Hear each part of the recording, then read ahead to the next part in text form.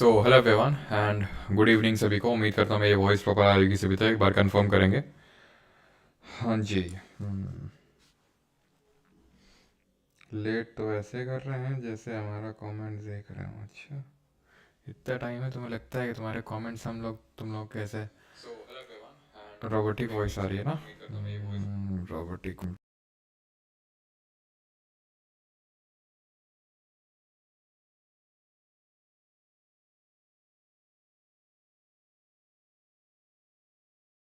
तो सही आ रही है कि नहीं आ रही है? रोबोटिक वॉइस आ रही है ना? रोबोटिक।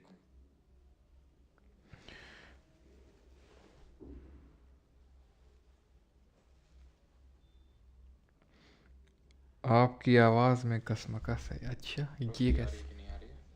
अभी भी नहीं आ रही ना?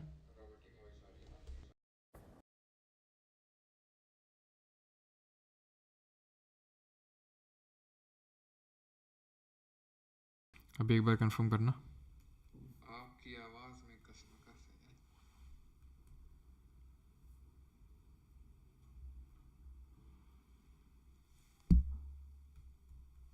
अभी एक बार कंफर्म कर दो फिर से। अभी ठीक है कि नहीं आ रही? बताओ जल्दी से।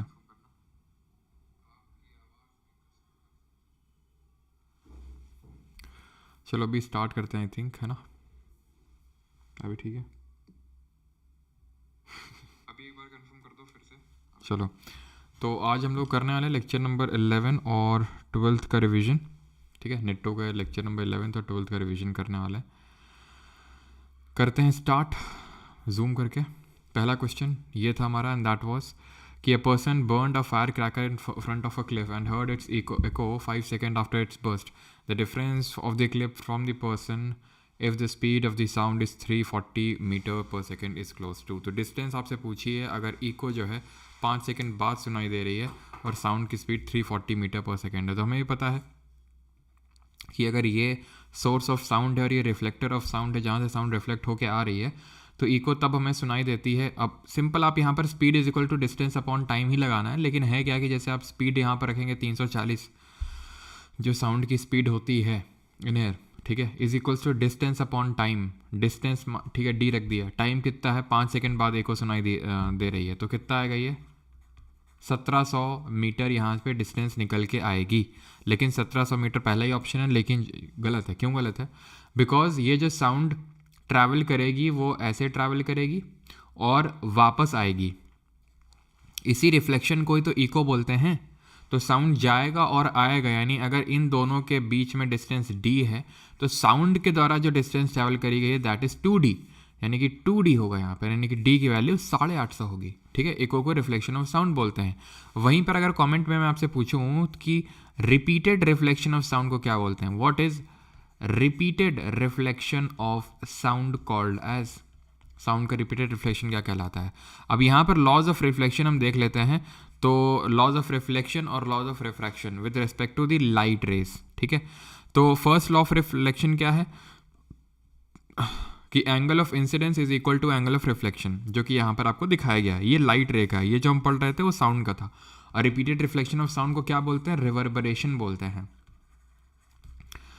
साउंड की स्पीड किस में मैक्सिमम होगी, कमेंट करके आप बताएंगे मुझे। ठीक है, iron, steel, aluminium, zinc. Normal temperature, room temperature पे स्पीड सबसे ज़्यादा किस में होगी? साउंड वेव किस तरह की वेव होती है एंड क्या इसको हम पोलराइज कर सकते हैं और क्या ये वैक्यूम से ट्रैवल हो सकती है या नहीं? सेकेंड ऑफ रिफ्लेक्शन है the incident, the reflected and the normal all line the same plane. यानी कि यहाँ पर आप देखेंगे तो ये इंसिडेंट रे है, ये रिफ्लेक्टेड रे है और ये जो नॉर्मल है जो हमने बीच में ड्रॉ किया, ये तीनों सेम प्लेन पे लाई करते हैं। यहाँ पर ध्यान रखिएगा एल्यूमिनियम में सबसे ज़्यादा स्पीड होगी, स्टील से भी ज़्यादा। ठीक है, स्टील में आपको लगता है कि भाई स्टील में ज़्यादा होगी, ठीक है, स्टील में ज़्यादा होती है, लेकिन स्टील से भी ज़्यादा नॉर्मल टेम्परेचर पे एल्यूमिनियम में होती है साउंड की स्पीड। ये चीज़ आप ध्यान रखिएगा। क्लियर है? रिपीटेड रिफ्लेक्शन ऑफ साउंड हो गया। ये वैक्यूम में ट्रैवल नहीं कर सकते। आई थिंक डिफरेंस लिखा होगा, हाँ, यहाँ पर आप देख सकते हैं लाइट वेव और साउंड वेव में डिफरेंस है। तो ये ट्रांसवर्स नेचर की होती है, यानी कि जो पार्टिकल का जो मीडियम है वो परपेंडिकुलरली जो है वो वाइब्रेट करता है। वहाँ पर लॉन्गिट्यूडनल जो वेव होती है, जो कि साउंड वेव है, इसमें जो मीडियम के पार्टिकल का ठीक है, मीडियम का पार्टिकल का जो वाइब्रेशन होता है it is parallel to the direction of propagation of wave. ये जैसे मैंने बताया ट्रांसवर्स नेचर की होती है और ये लॉन्गिट्यूडनल नेचर की होती है। ये वैक्यूम में ट्रैवल कर सकती है लाइट वेव, वहीं साउंड वेव वैक्यूम में ट्रैवल नहीं कर सकती है। इसको पोलराइज कर सकते हैं, इसको पोलराइज नहीं कर सकते हैं। और यहाँ पर आप लॉज ऑफ रिफ्रैक्शन भी देख लीजिएगा। रिफ्रैक्शन क्या होता है, जहाँ पर जो लाइट रे है हमारी उस सरफेस को क्रॉस करके आगे जा रही है। तो इंसिडेंट रे, इसमें पहला लॉ जो है वो ये बोलता है, जो रिफ्लेक्शन का दूसरा लॉ है, एंड दैट इज़ कि इंसिडेंट रे, रिफ्रैक्टेड रे एंड द नॉर्मल, वो तीनों एक सेम प्लेन पे लाई करते हैं। और यहाँ पर एक स्नेल्स लॉ चलता है। What is this Snell's law? The ratio of sine of angle of incidence to the sine of angle of refraction is constant for a given pair of media. और इसको हम बोलते हैं रिफ्रैक्टिव इंडेक्स, जिसको mu से denote करते हैं, जो कि एयर का होता है 1, वाटर का होता है 1.33 और डायमंड का होता है 2.42। डायमंड का हाईएस्ट होता है, ध्यान रखेंगे, ये जो रिफ्रैक्टिव इंडेक्स होता है। ये रिफ्रैक्टिव इंडेक्स हमें दिखाता है स्पीड ऑफ लाइट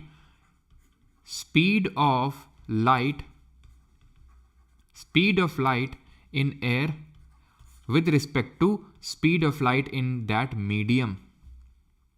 ठीक है, जैसे मान लेते हैं कि ये हमारी कोई सरफेस है, ये मीडियम है, ग्लास है अंदर, ठीक है, ये रिफ्रैक्टेड, ये लाइट आ रही है एयर से और ये घुस रही है यहाँ पर ग्लास में। तो स्पीड रिफ्रैक्टिव इंडेक्स क्या होगा? Speed of light in air with respect to the speed of light in that particular medium.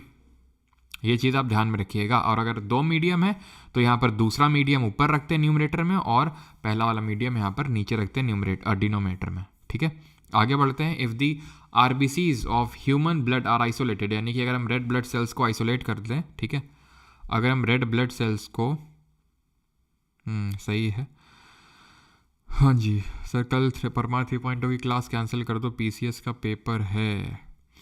यार कल नहीं, क्योंकि यार परसों मुझे कैंसिल करनी पड़ेगी, परसों क्योंकि मैं क्लास लेने में असमर्थ रहूँगा। जो मैंने कुछ टाइम पहले आपको बताया होगा, कुछ है ना, डॉक्टर के पास मुझे जाना है, कुछ करवाना तो एक्चुअल में वो फिर मुझे कल मतलब क्लास लेने के बाद मैं सोच रहा था कि कल केमिस्ट्री ख़त्म कर दूं और उसके बाद, क्योंकि मुझे एक दिन का रेस्ट लेना पड़ेगा उसके बाद, तो इसलिए मैं सोच रहा था कि मैं कल ख़त्म करवा देता, नहीं तो ऐसा कोई प्रॉब्लम नहीं थी, वो मंडे को ही करवा देता। इफ़ द आरबीसीज यानी red blood cells of human blood are isolated and are diluted in normal saline, ठीक है, an isotonic solution to blood, what will happen to RBCs? RBCs को अगर हम आइसोलेट करके डाइल्यूट कर रहे हैं नॉर्मल सेलाइन में, आइसोटोनिक सोल्यूशन, आप खुद ही सोचो यार, 3 तरह के सोल्यूशन हम लोगों ने पढ़े थे, ठीक है, ये रहे आपके 3 तरह के सोल्यूशन जो आप यहाँ पर देख पा रहे हैं। एक तो है हाइपोटोनिक, आइसोटोनिक और हाइपर। हाइपो ओ मतलब फूल जाती हैं चीज़ें। क्यों फूल जाती हैं? बिकॉज हमें पता है कि मूवमेंट हमेशा होता है क्योंकि आरबीसी है। कमेंट करके बताओ आरबीसी में क्या नहीं होता है, आरबीसी में क्या नहीं होता है उसकी मेच्योरिटी पे। तो आरबीसी जो होती है रेड ब्लड सेल, इसमें क्या होता है कि ये हमारी इसमें होगा ऑस्मोसिस, परासरण। कैसे? हाई कंसंट्रेशन से लो कंसंट्रेशन में मूवमेंट होता है, एक सेमी परमिएबल मेम्ब्रेन के थ्रू होगा तो उसको हम ऑस्मोसिस बोलेंगे। अगर वाटर का मूवमेंट हो रहा है तो वाटर का मूवमेंट कहाँ से होता है? हाई से लो, उच्च सांद्रता से निम्न सांद्रता। किसका कंसंट्रेशन हम लेते हैं यहाँ पर? वाटर का कंसंट्रेशन लेते हैं। तो क्योंकि वाटर का मूवमेंट हो रहा है बाहर से अंदर की ओर, यहाँ पर बाहर वाटर का जो कंसंट्रेशन है वो ज़्यादा है एज़ कम्पेयर टू अंदर, तो यहाँ पे जो मूवमेंट होगा वो कुछ इस तरह से होगा, हाई कंसंट्रेशन से low concentration, hypotonic solution. Hypertonic में क्या होता है? इसका उल्टा होता है, चीज़ें श्रिंक कर जाती हैं, और आइसोटोनिक में कोई फ़र्क नहीं पड़ता है। ठीक है, आरबीसी में जो है न्यूक्लियस चला जाता है इनकी मेच्योरिटी पे, ध्यान रखिएगा इस चीज़ को। ठीक है, हाइपो, आइसो और हाइपर मैंने आपको बता दिया है। ब्लड की बात करेंगे तो एक फ्लूइड कनेक्टिव टिश्यू है, 2 कंपोनेंट होते हैं, एक लिक्विड कंपोनेंट होता है, एक सॉलिड कंपोनेंट होता है। जो लिक्विड कंपोनेंट होता है, अगर मैं ब्लड की बात करूं, ठीक है, तो इसके 2 कंपोनेंट होते हैं, एक तो होता है इसका लिक्विड कंपोनेंट, ठीक है, और एक होता है इसका सॉलिड कंपोनेंट। जो लिक्विड कंपोनेंट होता है इसमें होता है, ये आपका होता है प्लाज्मा, जो येलो कलर का फ्लूइड होता है। ठीक है, और सॉलिड में आप जानते हैं 3 कंपोनेंट होते हैं, आरबीसीज, डब्ल्यूबीसीज और प्लेटलेट्स। ठीक है, ये 3 होते हैं। अब प्लाज्मा जो होता है इसमें तो 92% वाटर होता है और बाकी का जो 8% होता है रफली वो आपके डिफरेंट काइंड्स ऑफ प्रोटीन्स हो गए, हार्मोन्स हो गए, एंजाइम्स हो गए, ये सब आपको देखने को मिलते हैं। प्लाज्मा का ही पार्ट होता है सीरम। सीरम क्या होता है? अगर हम वो पार्ट ऑफ प्रोटीन्स निकाल दें प्लाज्मा से जो ब्लड का कोगुलेशन करते हैं, जो ब्लड का कोगुलेशन करते हैं, ठीक है। तो उस पार्ट को हम देन बोल देते हैं सीरम। आरबीसी, डब्ल्यूबीसी और प्लेटलेट्स के डिफरेंस के बारे में आपको पता होना चाहिए कि आरबीसी रेड क्यों होता है, red blood cell, due to the presence of a compound name as haem. Haemoglobin आपने सुना है, हीमोग्लोबिन होता है, तो हीम नाम का कंपाउंड होता है विच हैज़ हाई, जिसमें कि आयरन होता है आपका, and it has high affinity for oxygen. तो ऑक्सीजन का क्या करता है, ऑक्सीजन का ट्रांसपोर्ट करता है, transports oxygen to tissues and remove carbon dioxide, contains haemoglobin. डब्ल्यूबीसीज की अगर बात करें वाइट ब्लड सेल्स, तो ये इम्यून सेल्स होती हैं, इम्यूनिटी प्रोवाइड करती हैं against the different kinds of infections, ठीक है। They provide the protection against different kinds of infection. Types उसके होते हैं जैसे neutrophil, lymphocyte, monocyte, eosinophil and basophils. ये हमारे डब्ल्यूबीसीज के डिफरेंट टाइप्स होते हैं। और डब्ल्यूबीसीज की अगर बात कर, आरबीसी की अगर बात करें तो इसका ग्रेवयार्ड किसको बोलते हैं, स्प्लीन को बोलते हैं, ठीक है। एंड ऑक्सीजन क्या मैंने पूछा था, ठीक है। अच्छा ये बताओ ऑक्सीजन जो होता है इसकी एटॉमिसिटी यानी कि परमाणुता कितनी होती है, what is the atomicity of oxygen. Platelets जो है ब्लड क्लॉटिंग में इन्वॉल्व होती हैं, ठीक है, इनको हम थ्रोम्बोसाइट्स के नाम से भी जानते हैं। ब्लड ग्रुप्स, इसमें से यूनिवर्सल डोनर और यूनिवर्सल एक्सेप्टर पता होना चाहिए कि यूनिवर्सल डोनर होता है ओ नेगेटिव और यूनिवर्सल एक्सेप्टर होता है आपका ए बी पॉजिटिव, सर्वदाता और सर्वग्राही। RH फैक्टर पॉजिटिव नेगेटिव होता है, डिटरमाइन करता है कि जो आपका ब्लड होता है, मतलब जो अभी आपका ब्लड ग्रुप है, जो अभी आपका आरबीसी है, उसके अराउंड अगर इस तरह का एक मतलब होता है, अगर वो होता है तो उसको हम बोलते हैं RH पॉजिटिव, नहीं है तो RH नेगेटिव। ऑक्सीजन की एटॉमिसिटी 2 होगी, क्यों, क्योंकि ऑक्सीजन का जो मॉलिक्यूल बनता है वो 2 एटम से मिलके बनता है, इसलिए ओजोन जब बनता है तो ओजोन ऑक्सीजन के 3 एटम से मिलके बनता है ओजोन का एक मॉलिक्यूल, तो ओजोन की जो एटॉमिसिटी होगी वो 3 होगी, ठीक है।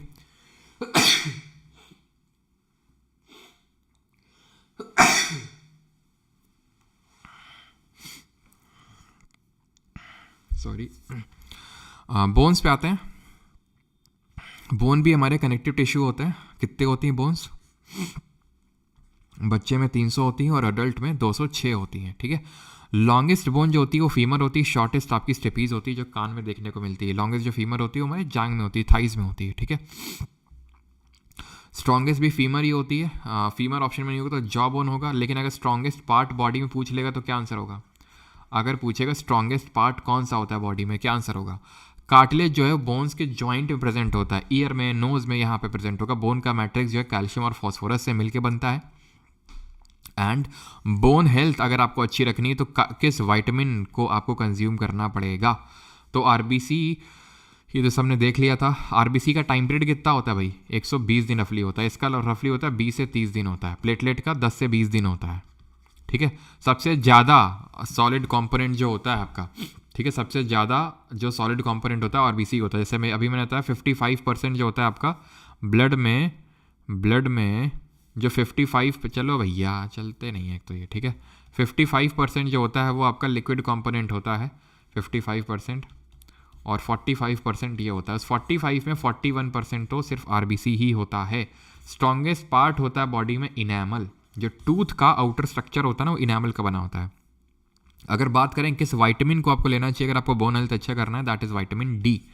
विटामिन डी जो है इसको एक हार्मोन विटामिन भी बोलते हैं, और अगर इसकी कमी हो गई आपको तो ऑस्टियोपोरोसिस, ऑस्टियोमलेशिया नाम की आपको बीमारी जो है जकड़ लेंगी, ठीक है, अगर कमी हो गई। रिकेट्स छोटे बच्चों में होती रिकेट्स, और बड़े में ऑस्टियोपोरोसिस, ऑस्टियोमलेशिया करके बीमारियां होती हैं जिसमें कि आपकी जो बोन डेंसिटी है वो कम हो जाती है, फिर बोन में छोटे छोटे पोर्स आ जाते हैं, छेद आ जाते हैं। The blood pressure of a normal human being is found to be 120 by 80 mm of Hg. These numbers represent the blood pressure at, तो क्या किस पे रिप्रेजेंट करते हैं, ठीक है। तो थोड़ा हम समझते हैं कि क्या होता है हमारा ये जो ब्लड सर्कुलेशन होता है पूरा। तो एक्चुअली में ब्लड सर्कुलेशन जो होता है, ह्यूमन ब्लड जो सर्कुलेशन होता है हमारे हार्ट में, वो एक डबल सर्कुलेशन का एग्जाम्पल है। किसका एग्जाम्पल है, डबल सर्कुलेशन का। डबल सर्कुलेशन क्यों, क्योंकि खून आता है पहले तो हार्ट में, देन हार्ट से जाता है, देन हार्ट में आता है, देन हार्ट से जाता है, तो इसको डबल सर्कुलेशन बोलते हैं। अब क्यों आता जाता है इतना, तो सबसे पहले तो डीऑक्सीजनेटेड ब्लड आएगा, यानी कि वो ब्लड जिसमें कि ऑक्सीजन नहीं होगा, क्या होगा देन, CO2 ज़्यादा होगी इसमें, ठीक है। अब CO2 रिच ब्लड जब आएगा किसके थ्रू, वेन्स के थ्रू। वी ऑल नो कि जो वेन्स होती हैं, शिराएँ होती हैं, वो डीऑक्सीजनेटेड ब्लड को कैरी करती हैं from different parts of the body to the heart. जो रेस्पिरेशन के बाद जो CO2 निकलती है उसको कैरी करके लेके आती है यहाँ पर, इसको भेजेंगे लंग्स के पास। लंग्स क्या करेंगे, लंग्स में यहाँ पर होते हैं छोटे छोटे जो सैक लाइक स्ट्रक्चर होते हैं जिनको हम क्या बोलते हैं, एल्वियोलाई बोलते हैं, जहाँ पर क्या होता है, एक्सचेंज ऑफ गैसेज होता है। ठीक है, एल्वियोलाई में एक्सचेंज ऑफ गैसेज होता है, CO2 हम एक्सहेलेशन के थ्रू निकाल देते हैं। और जब हम इनहेल करते हैं तो ऑक्सीजन इनहेल करते हैं, सिर्फ ऑक्सीजन नहीं करते हैं, आपको पता है। जब हम इनहेल करते हैं तो 21% ऑक्सीजन होती है, 78% नाइट्रोजन होती है, यानी कि जो भी हमारे एटमॉस्फेरिक का कंपोजिशन होता है गैसेस का, ठीक है, 0.036% आपकी CO2 होती है उसमें। ठीक है, जब हम एक्सहेल करते हैं तो N2 तो पूरी निकल जाएगी नाइट्रोजन। जब हम एक्सहेल करते हैं तो ध्यान रखिएगा, कार्बन डाइऑक्साइड 4.4% निकलती है, इससे ज़्यादा तो ऑक्सीजन निकल जाती है 16%। ठीक है, जब हम एक्सहेल करते हैं तो ये एक्सहेलेशन का टाइम है, ये इनहेलेशन का टाइम है। जब हम इनहेल करते हैं तो हमारा जो रिब केज है ऊपर उठता है, डायफ्रैगम नीचे जाता है, सब पता होना चाहिए आपको, ये कोई पढ़ नहीं रहे, रिवीजन कर रहे हैं। और जब एक्सहेल करते हैं तो इसका उल्टा होता है। ठीक है, तो लंग्स क्या करते हैं, इसमें ऑक्सीजन डाल देते हैं इस ब्लड में। और ये जो आर्टरी है, ठीक है, ये जो आर्टरी है ये क्या करती हैं, आर्टरी जो है हार्ट से हार्ट से डिफरेंट बॉडी पार्ट्स में आपका ब्लड लेके जाती हैं। क्लियर होती चीज़। तो यहाँ पर ये आप देख रहे हैं कि हार्ट से लंग में जा रही है, ये आर्टरी हो गई। ठीक है, ये लंग से हार्ट में आ रही है तो ये आपकी क्या हो जाएगी, वेन हो जाएगी। ठीक है, जब डिफरेंट बॉडी पार्ट से हार्ट में खून आता है तो वेन, और हार्ट से डिफरेंट बॉडी पार्ट तो आर्टरी होता है। पल्मोनरी आर्टरी वेन क्या होता है, ये ऑक्सीजनेटेड ना कैरी करके डीऑक्सीजनेटेड ना कैरी करके ऑक्सीजनेटेड ब्लड को कैरी करता है। पल्मोनरी आर्टरी क्या करता है, वैसे आर्टरी में सब आर्टरी में आपका बहता है ऑक्सीजनेटेड खून, लेकिन पल्मोनरी आर्टरी में डीऑक्सीजनेटेड खून बहता है, क्योंकि लंग्स का काम ही होता है उसको डीऑक्सीजनेटेड से ऑक्सीजनेटेड बनाना। ठीक, ये चीज़ आप समझिएगा। सबसे बड़ी आर्टरी कौन होती है, ऑर्टा होती है। सबसे बड़ी वेन कौन सी होती है, वो वेना कावा होती है। ठीक है, तो वो सारी चीज़ें मैंने बता दी है। और हार्ट के 4 चैम्बर आपको पता होने चाहिए। हार्ट के 4 चैम्बर कौन कौन से होते हैं, कि ये ऊपर वाले होते हैं हमारे ऑरिकल्स, नीचे वाले होते हैं वेंट्रिकल्स। ये हो गया आपका राइट और लेफ्ट होता है। ठीक है, तो आपका तो ये लेफ्ट है लेकिन इसके लिए राइट होगा, यार ये लेफ्ट होगा, ये राइट होगा, ये राइट लेफ्ट होगा। ठीक है, तो 4 चैम्बर आते हैं। पहले तो पूरा जो डीऑक्सीजनेटेड ब्लड है वो यहाँ पर आएगा, यहाँ पर आपके वॉल्व लगे होते हैं। ठीक है, बाइकस्पिड वॉल्व। ठीक है, यहाँ पर खून लेके आते हैं। ठीक है, देन उसके बाद ये लंग्स के पास जाता है, लंग्स और उसमें ऑक्सीजन डाल के यहाँ पहुँचाते हैं, ट्राइकस्पिड वॉल्व लगे होते हैं। देन यहाँ पर खून आता है और यहाँ से ऑर्टा कनेक्टेड होती है, और ऑर्टा हर जगह हार्ट आर्टरी को वो ब्लड सप्लाई कर देती है। इसको डबल सर्कुलेशन पूरा बोलते हैं। ठीक है, सब मैंने बता दिया। अब जो हमारा ब्लड प्रेशर है उसको किससे मापते हैं, स्फिग्मोमैनोमीटर करके हमारा इंस्ट्रूमेंट होता है। स्टेथोस्कोप अलग होता है जिससे हम हार्ट बीट मापते हैं। तो जो नॉर्मल रेंज होती है 120/80 mm ऑफ Hg होती है। 120 से अगर आपका ज़्यादा है ब्लड प्रेशर तो वो हाई BP का प्रॉब्लम होगा, 80 mm ऑफ Hg से कम है तो वो लो BP का प्रॉब्लम होगा। ठीक है, और हमेशा ध्यान रखना बायोलॉजी में हाइपो का मतलब होता है कम, हाइपर का मतलब होता है ज़्यादा। हमेशा हाइपो का मतलब कम, हाइपर का मतलब ज़्यादा।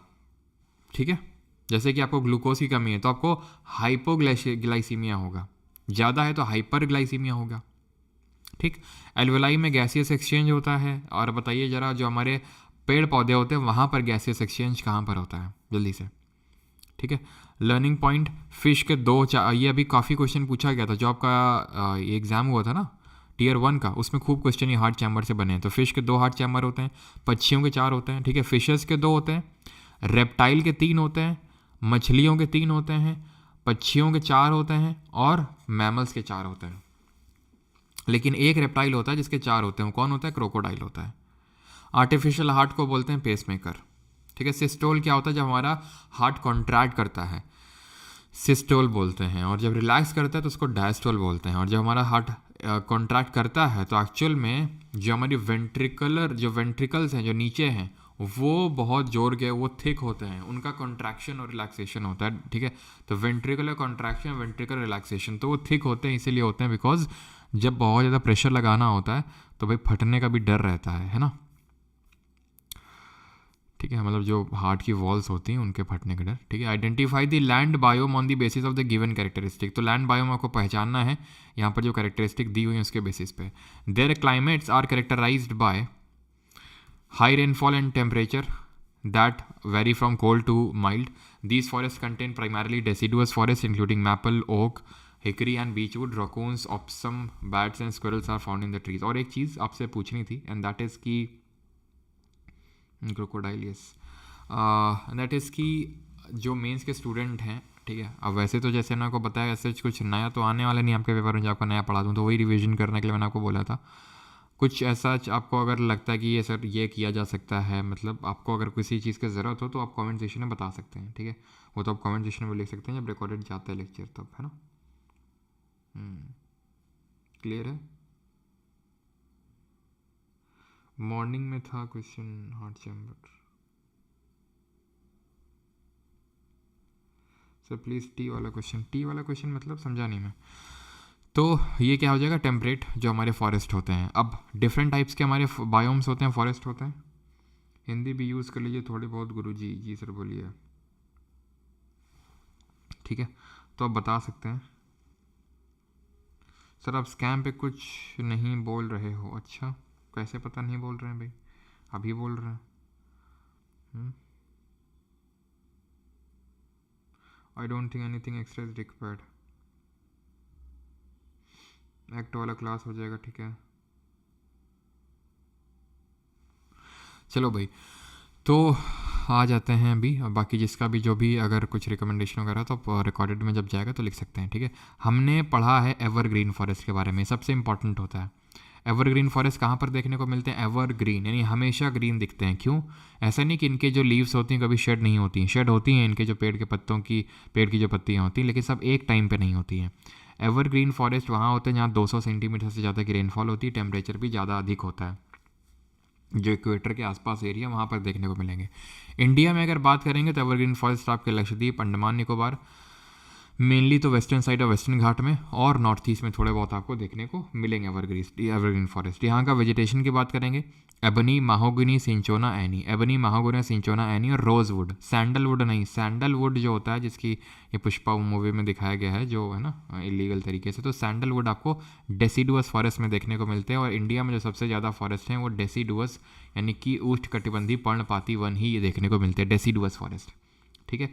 ये दो तरह के होते हैं वैसे तो, अगर हम बात करें वहाँ पाए जाते हैं जहाँ 70 से लेकर 200 सेंटीमीटर रेनफॉल होती है। तो 70 से लेकर अगर 150 के बीच में तो उसको ड्राई डेसिडुअस बोलते हैं, और 150 से 200 के बीच में तो उसको मॉइस्ट डेसिडुअस बोलते हैं। और डेसिडुअस में आपको किस तरह के पेड़ देखने को मिलेंगे, यहाँ पर आपको देखने को मिलेंगे जैसे कि टीक, है ना, टीक हो गया, सैंडलवुड हो गया, ठीक है, टीक, सैंडलवुड, शीशम, महुआ, ये सब देखने को मिलते हैं। और जो हमारे थॉर्न फॉरेस्ट होते हैं तो वहाँ पर हमें स्पाइनी जो देखने को वेजिटेशन देखने को मिलता है, एंड वहाँ पर हमें टुसॉकी ग्रास भी देखने को मिलती है। टुंड्रा की अगर बात करें तो जो कोल्ड परमाफ्रॉस्ट रीजन्स होते हैं, परमाफ्रॉस्ट का मतलब होता है जो पोल्स के इलाके होते हैं वहाँ पर। टैगा थोड़ा सा इससे अगर हम नीचे और इससे साउथ पोल से थोड़ा सा ऊपर आएंगे तो यहाँ पर टैगा जो होता है, टैगा इसका मतलब होता है रशियन लैंग्वेज में अनटच्ड, जिसको छुआ ना जा सके, ठीक है। थोड़ा बहुत यहाँ पर बायो मतलब होता है वेजिटेशन, यहाँ पर तो ना के बराबर होता है। जैसे आपको जो लाइकेंस वगैरह वो यहाँ पर देखने को मिलेंगे। और आपको क्या पता है कि जो हमारा लिटमस पेपर होता है वो लाइकेंस से ही डिराइव्ड होता है, और लिटमस पेपर का जो ओरिजिनल कलर होता है वो क्या होता है ये आप कमेंट में बताएंगे, लिटमस पेपर का ओरिजिनल कलर क्या होता है। अगला क्वेश्चन है, consider the following statement about the microphone and the speaker of a mobile phone. तो माइक्रोफोन और स्पीकर के बारे में स्टेटमेंट दिए हुए हैं। Microphone convert the sound to mechanical energy. तो माइक्रोफोन क्या करता है, साउंड को मैकेनिकल में तब्दील करता है। माइक्रोफोन साउंड को इलेक्ट्रिकल में बदलता है, ये आपका सही होगा। स्पीकर मैकेनिकल नहीं भैया, मैकेनिकल को साउंड में नहीं करता, इलेक्ट्रिकल को साउंड में करता है स्पीकर। 2 और 4 यहाँ पर कुछ और हम एनर्जी कन्वर्जन्स पढ़ लेते हैं। यहाँ पर मैंने कुछ क्वेश्चन पूछा था आपका। तो लिटमस जो होता है ओरिजिनली इसका जो कलर होता है दैट इज़ पर्पल, ठीक है। और ये ब्लू टू रेड हो जाता है जब एसिड होता है, और ये रेड से ब्लू हो जाता है जब ये एक बेस की प्रेजेंस में आता है तब, ठीक है। और डायनेमो और जनरेटर सेम कन्वर्जन करते हैं। This conversion is mechanical energy से इलेक्ट्रिकल, यानी कि यांत्रिक ऊर्जा से, जो हमारी यांत्रिक ऊर्जा से इसको क्या बोलते हैं, विद्युत ऊर्जा, ठीक है। मोटर की अगर बात करें इसका उल्टा करता है। स्पीकर और माइक्रोफोन हम देख चुके हैं, ठीक है। कमेंट करके इलेक्ट्रोमैग्नेटिक इंडक्शन किसने डिस्कवर किया था, माइकल फैराडे ने किया था। इलेक्ट्रोमैग्नेटिक इंडक्शन EMI का कॉन्सेप्ट, विद्युत चुंबकीय प्रेरण का जो कॉन्सेप्ट दिया गया था, ठीक है। अच्छा बताइए कि जो फोटोसिंथेसिस होती है उसमें किस तरह का लाइट कन्वर्जन होता है फोटोसिंथेसिस में, प्रकाश संश्लेषण में। Consider the following statement regarding burning of magnesium ribbon in air. तो हवा में जो मैग्नीशियम रिबन के जलने के संबंध में निम्नलिखित कथनों पर आपको विचार करना है। तो जब हम हवा में जलाते हैं मैग्नीशियम रिबन को तो क्या होता है, तो ये क्या वाइट पाउडर बनता है मैग्नीशियम ऑक्साइड का, बिल्कुल सही है। क्या एक कंबशन रिएक्शन है, बिल्कुल। अब कंबशन रिएक्शन क्या होती है, जहाँ पर हम किसी चीज़ को जलाते हैं, बर्न करते हैं, उसी को हम कंबशन रिएक्शन बोलते हैं। जैसे मैग्नीशियम है, ठीक है, इसको हम ऑक्सीजन में ऐसे बर्न कर रहे हैं, तो बर्न कर रहे हैं तो ये आपकी कंबशन रिएक्शन ही है। अब ये हमारी एक कॉम्बिनेशन रिएक्शन भी है। कॉम्बिनेशन रिएक्शन वो रिएक्शन होती है जहाँ पर दो या दो से ज़्यादा रिएक्टेंट मिलके एक सिंगल प्रोडक्ट फॉर्म करते हैं, तो उसको कॉम्बिनेशन रिएक्शन बोलते हैं। और कॉम्बिनेशन रिएक्शन यूजुअली किस नेचर की होती हैं, एक्सोथर्मिक नेचर की होती हैं, जिनसे कि हीट निकलती है। एक एग्जाम्पल आप यहाँ पर कोट और कर सकते हैं, जैसे कि फॉर एग्जाम्पल जब क्विक लाइम में हम पानी ऐड करते हैं तो क्या मिल जाता है, स्लेट लाइम मिल जाता है, कैल्शियम हाइड्रोक्साइड। और अगर हम इसमें कौन सी गैस डाल दें कि ये इसको मिल्की टर्न कर देगा, बताइए जल्दी से। Heat and light is produce, ये भी सही है। जो आपकी छुरछुरी, क्या बोलते हैं उसको, छुरछुरिया ही बोलते हैं ना। अरे क्या होता है वो जो दिवाली में छुरछुरिया तो बोलते हैं हमारे यहाँ, तुम्हारे यहाँ क्या बोलते हैं वो, फुलझड़ी, फुलझड़ी बोलते हैं। अच्छा, हमारे यहाँ छुरछुरिया बोलते हैं। ठीक है, तो जो फुलझड़ी होती है वो बोले तो छुरछुरिया, उसमें मैग्नीशियम ऑक्साइड होता है, तो जो वो वाइट कलर निकलता है ना, वाइट डार्जिलिंग वाइट लाइट, वो इसी का ही होता है वो, ठीक है। तो कैल्शियम हाइड्रोक्साइड और यहाँ पर अगर हम CO2 मिला देंगे तो हमारा बन जाएगा कैल्शियम कार्बोनेट। इसी को ही हम मार्बल बोलते हैं, इसी को लाइमस्टोन बोलते हैं और इसी को चॉक बोलते हैं, ठीक है। लेड नाइट्रेट का डिकम्पोजिशन, ये रिएक्शन कौन सी है, डिकम्पोजिशन। कॉम्बिनेशन की एकदम उल्टा, डिकम्पोजिशन। अगर टेम्परेचर देकर अगर डिकम्पोजिशन करवाते हैं तो थर्मल डिकम्पोजिशन होता है, वो एक एंडोथर्मिक रिएक्शन होती है। यहाँ पर जैसे लेड नाइट्रेट का डिकम्पोजिशन हो रहा है। अच्छा, तुम फुलझड़ी, हाँ छुरछुरिया, हमारे यहाँ छुरछुरिया बोलते हैं। चलो, तो यहाँ पर लेड नाइट्रेट का जो है डिकम्पोजिशन करवा रहे हैं, तो लेड ऑक्साइड बन रहा है और नाइट्रोजन डाइऑक्साइड, इसके ब्राउन फ्यूम्स मिलते हैं। बहुत इंपॉर्टेंट रिएक्शन है, ध्यान रखिएगा। इसी तरह सिल्वर ब्रोमाइड का डिकम्पोजिशन करवाते हैं और उसमें सिल्वर और ब्रोमीन मिलता है हमें, ठीक है, सिल्वर और ब्रोमीन मिलता है। तो ध्यान रखिएगा इस रिएक्शन को कहाँ पर यूज़ करते हैं ये बताइए, ये भी डिकम्पोजिशन रिएक्शन है, इसको कहाँ यूज़ करते हैं। परमार सर हैं एक टीचर जीके के, वो बोल रहे हैं अपने स्टूडेंट को दैट नेक्स्ट ईयर वो ट्रिप पे ले जाएंगे, जो AIR-1 लाएगा उसको ट्रिप पे ले जाएंगे। कहाँ, लोकटक में, बारापानी, कोलेरू, पुलिकट। तो बताओ कहाँ कहाँ जो है AIR-1 को घूमने का मौका मिलेगा। बेटा सही बता रहे हैं, ये झूठ या फिर मजाक मत लेना कि अरे मजाक कर रहे होंगे सर। बेटा AIR-1 ले आना, सही बता रहे हैं तुमको। लोकटक ले चलेंगे, बारापानी ले चलेंगे, कोलेरू ले चलेंगे, पुलिकट, सही बता रहे हैं बेटा, नोट माई वर्ड्स। लोकटक आपका मणिपुर में है, बारापानी मेघालय में है, कोलेरू आंध्रा में है और पुलिकट तमिलनाडु में है। ये बात नोट रखना मेरी, ठीक है। AIR-1 यहाँ घूम के आएगा पक्का, ठीक है, मैं ले चलूँगा। तो सिल्वर ब्रोमाइड, तो ये जो होता है आपका यूज़ करते हैं ब्लैक एंड वाइट फोटोग्राफी में, इसका यूज़ होता है, इसका इस्तेमाल होता है, ठीक है। तो ये कहाँ क्या है वो आपको पता ही है, ठीक है। कल भी हमने डिस्कस किया था केबुल लैमजाओ नेशनल पार्क है, जो कि एक फ्लोटिंग नेशनल पार्क है, बिकॉज वहाँ पर फुमडिस देखने को मिलता है जो कि आपका ऑर्गेनिक मटेरियल होता है, ठीक है। और नीचे से AIR-1 आएगा हमारा, तो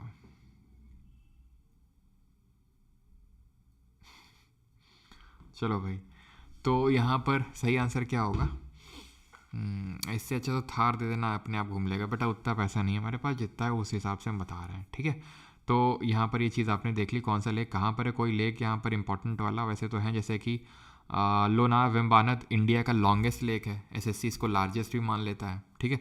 तो लॉन्गेस्ट लेक ऐसे कहाँ पे, केरल में अष्टमुडी लेक है, चिलिका लेक ओडिशा में लार्जेस्ट ब्रैकिश वाटर लेक है, Sambhar lake largest inland salt water lake है, सबसे बड़ी अंतर्देशीय खारे पानी की झील है।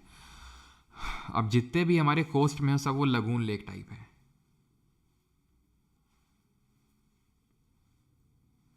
ठीक है, वो लगून लेक का टाइप है। जैसे कि केरल में अगर बात करेंगे तो हमारा वेम्बानद लेक है, अष्टमुडी लेक है, ठीक है, और पुन्नाडा लेक है। तो ये जितने भी लेक हैं, ओडिशा में आपका चिल्का लेक है, कोलेरू लेक है, यहाँ आंध्र प्रदेश में पुलिकट लेक है, आंध्र और तमिलनाडु के बॉर्डर में। ये सब आपके किस तरह के लेक हैं, ये आप सबके ब्रैकिश वाटर लेक हैं, और ठीक है, और इनको हम जानते हैं लगून्स के नाम से, लगून लेक। और केरल के जो इस तरह के लेक होते हैं उनको बैक वाटर के नाम से जाना जाता है। महाराष्ट्र में भी एक लेक है, ध्यान रखिएगा, वो लोनार है, और वो ब्रैकिश नहीं, वो लगून लेक नहीं है आपका, ठीक है, लोनार लेक है, वो आपका महाराष्ट्र में पड़ता है। सबसे बड़ा इंडिया में कौन सा सबसे बड़ा फ्रेश वाटर का लेक है, according to census 2011, which of the following statement is or are correct, कौन सा सही है। A person who can only read but can not write is not literate, बिल्कुल सही है। जो सिर्फ पढ़ सकता है लेकिन लिख नहीं सकता वो लिटरेट नहीं है, ट्रू है। A person aged 7 years and above who can both read and write with understanding in any language is treated as literate. जो लिख भी सकता है और बोल भी सकता है, 7 साल से ऊपर का है, वो बिल्कुल आपका क्या होता है, उसको हम लिटरेट कंसिडर करते हैं। Option number C. आप सेंसस 2011 के हिसाब से इंडिया की लिटरेसी रेट, ये पूरा आप जल्दी से रिवाइज करेंगे, पूरा लिखा हुआ है, जल्दी से इसको रिवाइज करेंगे।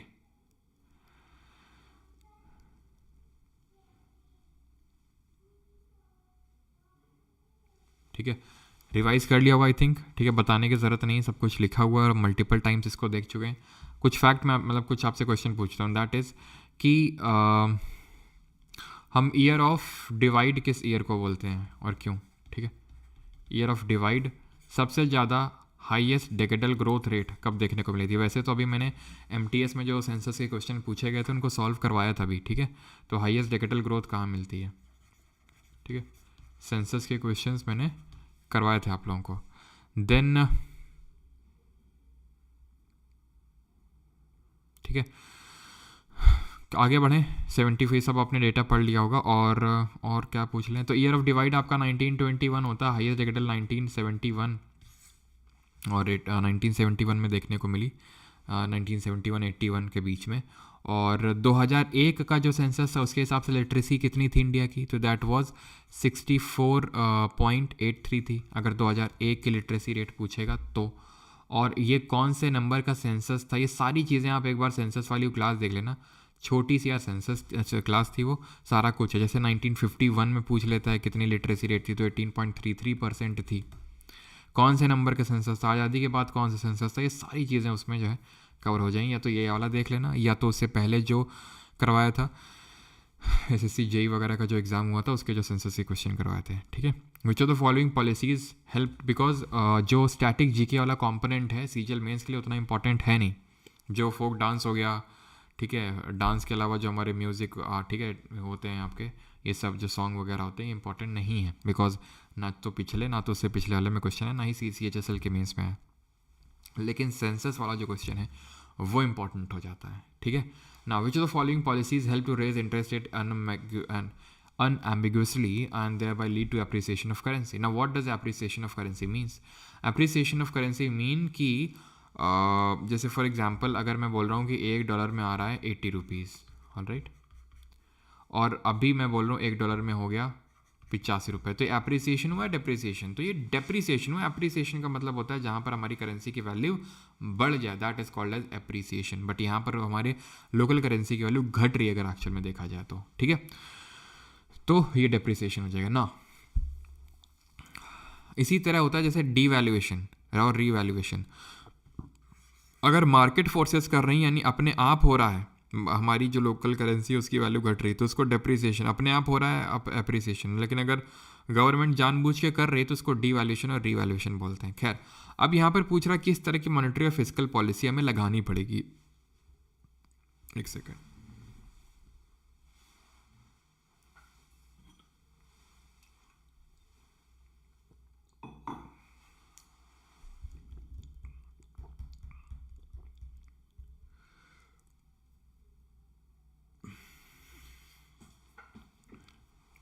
तो मॉनेटरी पॉलिसी कौन लगाता है? RBI लगाता है। फिस्कल पॉलिसी कौन लगाता है? ये हमारा गवर्नमेंट ऑफ इंडिया लगाता है। तो मॉनेटरी पॉलिसी की अगर बात करेंगे तो 2 तरह की होती है। ठीक है, मतलब फिस्कल भी 2 ही तरह की होती है, कॉन्ट्रैक्शनरी और एक्सपेंशनरी। ठीक है, तो कॉन्ट्रैक्शनरी होती है जहाँ पर RBI क्या करता है, कॉन्ट्रैक्ट करता है। इसको टाइट या हॉकिश मॉनेटरी पॉलिसी बोलते हैं, जहाँ पर इंटरेस्ट रेट को रेज किया जाता है, चाहे वो CRR हो चाहे SLR हो, सब आपको पढ़ा हुआ है। ठीक है, CRR SLR, repo rate, reverse repo rate, सबको बढ़ाया जाता है और गवर्नमेंट सिक्योरिटी की सेलिंग करी जाती है, बाइंग करी जाती है, जरा बताओ। और एक्सपेंशनरी में क्या किया जाता है? जब ये सारा उल्टा किया जाए, इंटरेस्ट रेट सब लो किए जाए, bank rate, repo rate, CRR SLR सबको कम किया जाए। और एक्सपेंशनरी कब किया जाता है? जैसे जब डिमांड जनरेट करनी हो इकोनॉमी में, जैसे इकोनॉमी में ज़्यादा उतनी हलचल हो नहीं रही, उतना ज़्यादा पैसा जनरेट हो नहीं रहा, तो एक्सपेंशनरी। कॉन्ट्रैक्शनरी कब होती है? जब बहुत इन्फ्लेशन हो रखा होता है इकोनॉमी में, तो इन्फ्लेशन को कम करने के लिए। और कॉन्ट्रैक्शनरी मॉनेटरी पॉलिसी में गवर्नमेंट सिक्योरिटी की सेलिंग की जाती है, और जब बाइंग करी जाती है तो उसको एक्सपेंशनरी बोलते हैं। ठीक है, अब यहाँ पर अगर हम बात करेंगे तो ये मैंने गोल ही बता दिया कि कब क्या किया जाता है। दो तरह की हमारी मॉनेटरी पॉलिसी भी होती है, एक को बोलते हैं क्वांटिटेटिव, ठीक है, क्वांटिटेटिव, और एक होते हैं क्वालिटेटिव टूल्स, है ना, क्वालिटेटिव टूल्स। क्वांटिटेटिव में CRR, SLR, bank rate, repo rate, reverse repo rate, इन सबको बढ़ाओ घटाओ, क्वांटिटेटिव। क्वालिटेटिव में आता है जहाँ पे आप मार्जिनल रिक्वायरमेंट बढ़ा घटा रहे हो, ठीक है, मार्जिनल रिक्वायरमेंट आप बढ़ा घटा रहे हो, जहाँ पर आप मॉरल सुवेशन कर रहे हो, ठीक है। मार्जिनल रिक्वायरमेंट बताया था, मॉरल सुवेशन बताया था, एक और आप बता दो क्या मैंने आपको बताए थे आपके क्वालिटेटिव टूल्स में। Which of the following solutions can lead to inflation, इनमें से कौन सा सिचुएशन जो है वो इन्फ्लेशन करवा सकता है। Rapid growth of aggregate demand outweighing supply, जब बहुत ज़्यादा डिमांड हो, सप्लाई उतनी ज़्यादा ना हो। इन्फ्लेशन दो तरह के होते हैं, एक तो होते हैं डिमांड पुल, ठीक है, डिमांड पुल और कॉस्ट पुश, ठीक है। डिमांड पुल का तो मतलब है डिमांड बहुत ज़्यादा हो गई, लोगों के हाथों में हो सकता है पैसा बहुत ज़्यादा हो। कॉस्ट पुश का मतलब है चीज़ों के दाम बहुत बढ़ गए। ये आपका सप्लाई साइड इन्फ्लेशन के नाम से भी जाना जाता है, बिकॉज यहाँ पर सप्लाई जो रॉ मटेरियल की है वो महंगी हो गई है, इसलिए वो चीज़ महंगी हो गई है, ठीक है। और क्या, ठीक है, आगे बढ़ते हैं। इन्फ्लेशन ये सब आपको पता है। फिलिप्स कर्व पता होना चाहिए। फिलिप्स कर्व क्या होता है? फिलिप्स कर्व ये बोलता है कि जब इन्फ्लेशन होगा इकोनॉमी में तो इन्फ्लेशन के केस में क्या होगा, अनएम्प्लॉयमेंट कम होगा, यानी कि ये डाउनवर्ड स्लोपिंग कर्व होता है। लेकिन आपको पता है स्टैगफ्लेशन में ये सिचुएशन खराब हो जाती है, यानी काम नहीं करती है, फिलिप्स कर्व फेल हो जाता है। स्टैगफ्लेशन क्या होता है? जब इकोनॉमी स्टैगनेंट होती है और उसमें इन्फ्लेशन भी हो रखा है, stagnant plus inflation, that is called as stagflation, ठीक है। सबका सही है, सबका सही। क्रेडिट राशनिंग अनुष्का सिंह बिल्कुल सही है। दिव्य शक्ति CR, सर यस। CRR नहीं पता है क्या? CRR, और जल्दी से बताओ कि जो मनी मल्टीप्लायर होता है और CRR में किस तरह का रिलेशन होता है। तो ध्यान रखिएगा, ये इनवर्स रिलेशन होता है मनी मल्टीप्लायर, धन गुणक और CRR कैश रिजर्व रेशियो के बीच में, है ना। ये सर्टेन पार्ट होता है जो बैंक्स को रखना पड़ता है RBI के पास। SLR क्या होता है? वो भी सर्टेन पार्ट होता है, लेकिन कैश के फॉर्म में नहीं, वो गोल्ड, गवर्नमेंट सिक्योरिटी या फिर गोल्ड वगैरह के फॉर्म में होता है वो, ठीक है। यहाँ पर ध्यान रखिएगा MV=PT जो इक्वेशन है ये इरविंग फिशर ने दिया था, जहाँ पे M है, सब देख लो क्या क्या है, ठीक है। इन्होंने ही धन अवधारणा, दैट इज मनी इल्यूजन का कॉन्सेप्ट रखा था। Who wrote the book general theory of employment, जल्दी से बताएंगे। Which of the following are true regarding, ये आप कर सकते हो, ये आई थिंक करवाने की जरूरत नहीं है, ठीक है। सॉल्विंग यूजिंग निट्टो, ठीक है ना। Which of the following 12th question है, statement are true regarding the Ravana Phadi cave at Aihole. Aihole देखते ही क्या आता है? आई होल देखते ही मेरे दिमाग में तो आता है आई होल पिलर इंस्क्रिप्शन, आई होल पिलर इंस्क्रिप्शन, ठीक है। आई होप, जिसको आई होल प्रशस्ति भी बोल सकते हैं। किसने लिखी? रवि कृति ने कंपोज किया। किसके नाम पे कंपोज किया? पुलाकेशिन दी सेकंड के नाम पे कंपोज किया, पुलाकेशिन 2। किस डायनेस्टी के रूलर थे ये? चालुक्य डायनेस्टी के रूलर थे पुलाकेशिन 2, थे कि नहीं? जिन्होंने कौन सा टाइटल लिया था? पुलाकेशिन 2 ने। अगर आपको याद हो, पुलाकेशिन 2 ने टाइटल लिया था दक्षिण पतेश्वर का। कब? किसको हरा के टाइटल लिया था, जरा बताएंगे। Nataraja is the important structure at its site, सही है। This Nataraja is image is surrounded on the right by 4 large Sapta Matrikas and on the left by 3 large ones, ठीक है। मान लेते हैं यार नहीं पता, भाई कौन इतना स्पेसिफिक पढ़ता है यार, कोई नहीं पढ़ता है, ठीक है। तो उसको गोला मार दो भी, ठीक है, क्वेश्चन मार्क लगा दो, नहीं पता है, ठीक है। द फिगर्स, उनकी स्लिम ग्रेसफुल बॉडी, बॉडी किसको पता है? किसी को नहीं पता, क्वेश्चन मार्क लगा दो, ठीक है। The temple shows a distinctive feature of Pandya architecture. अब यहाँ पर क्या लिखा हुआ है? पांड्यन आर्किटेक्चर का ये डिस्टिंक्ट फीचर दिखाता है। चलो यार, चलता क्यों नहीं है इसमें, है? मतलब ये लेके बैठे हैं एप्पल का जो क्या होता है मैकबुक है। अब तो हम शो ऑफ करने के लिए नहीं बताते हैं रोज रोज, गरियाने के लिए इसको बताते हैं, ठीक है, कि मत लेना इसको मतलब रुक जाते हैं। इससे अच्छा तो मेरा लेनोवो का लैपटॉप था, बेचारा पीछे बैठा हुआ है, गरियाता होगा मेरे कोई ठीक है। तो पांड्या के आर्किटेक्चर नहीं है, ये आपका चालुक्य आर्किटेक्चर का है, ठीक है। बस आपको ये पता लगाना था, सारे ऑप्शन उड़ गए। अगर आप ऑप्शन को क्लियरली ऑब्जर्व करते तो आपको ये बात साफ समझ में आ जाती कि भाई इन चारों स्टेटमेंट में एक तो पक्का गलत है, और वो आपको बस एक स्टेटमेंट को गलत ढूंढना था और आपका आंसर आपके कदम चूकना, ठीक है। पुलाकेशिन 2 ने हर्षवर्धन को नर्मदा नदी के बैंक्स पर हरा के दक्षिण पतेश्वर का टाइटल लिया था। देन उसके बाद उन्होंने यहाँ पर हराया था महेंद्र वर्मन को, ठीक है। यहाँ पर हराया था महेंद्र वर्मन को किसने? पुलाकेशिन 2 ने, जो यहाँ पर रिसाइड कर रहे थे, पल्लव डायनेस्टी को थे। पल्लव की जो कैपिटल थी वो कांचीपुरम थी। पल्लव के जो फाउंडर थे वो सिम्हा विष्णु थे। देन हमें पता होना चाहिए कि नरसिम्हा वर्मन ने हराया था पुलाकेशिन II को, और उनको हराने के बाद नरसिम्हा वर्मन ने वातापी कोंडा का टाइटल लिया था, कॉन्करर ऑफ वातापी। वातापी ये जो के चालुक्यास थे, इनकी कैपिटल बादामी थी। यहाँ के जो चालुक्या थे उनकी वेंगी कैपिटल थी। ये ईस्टर्न चालुक्या थे, ये वेस्टर्न चालुक्या थे। इसके बाद यहीं पे आते हैं लेटर चालुक्या। लेटर चालुक्या की जो राजधानी थी वो कल्याणी थी, ठीक है। और कमेंट करके जरा बताइए, कमेंट क्या, चलो मैं बता देता हूँ। यहाँ पर आपके राष्ट्रकूट डायनेस्टी थी, राष्ट्रकूट ने कूट दिया था चालुक्यास को, लेटर चालुक्यास को। कीर्तिवर्मन को हरा दिया था किसने? दंत्यदुर्ग। दंत्यदुर्ग फाउंडर था, दंत्यदुर्ग ने ही हिरण्यगर्भ करके हिरण्यगर्भ करके परफॉर्म करवाया था एक सेरेमनी, हिरण्यगर्भ।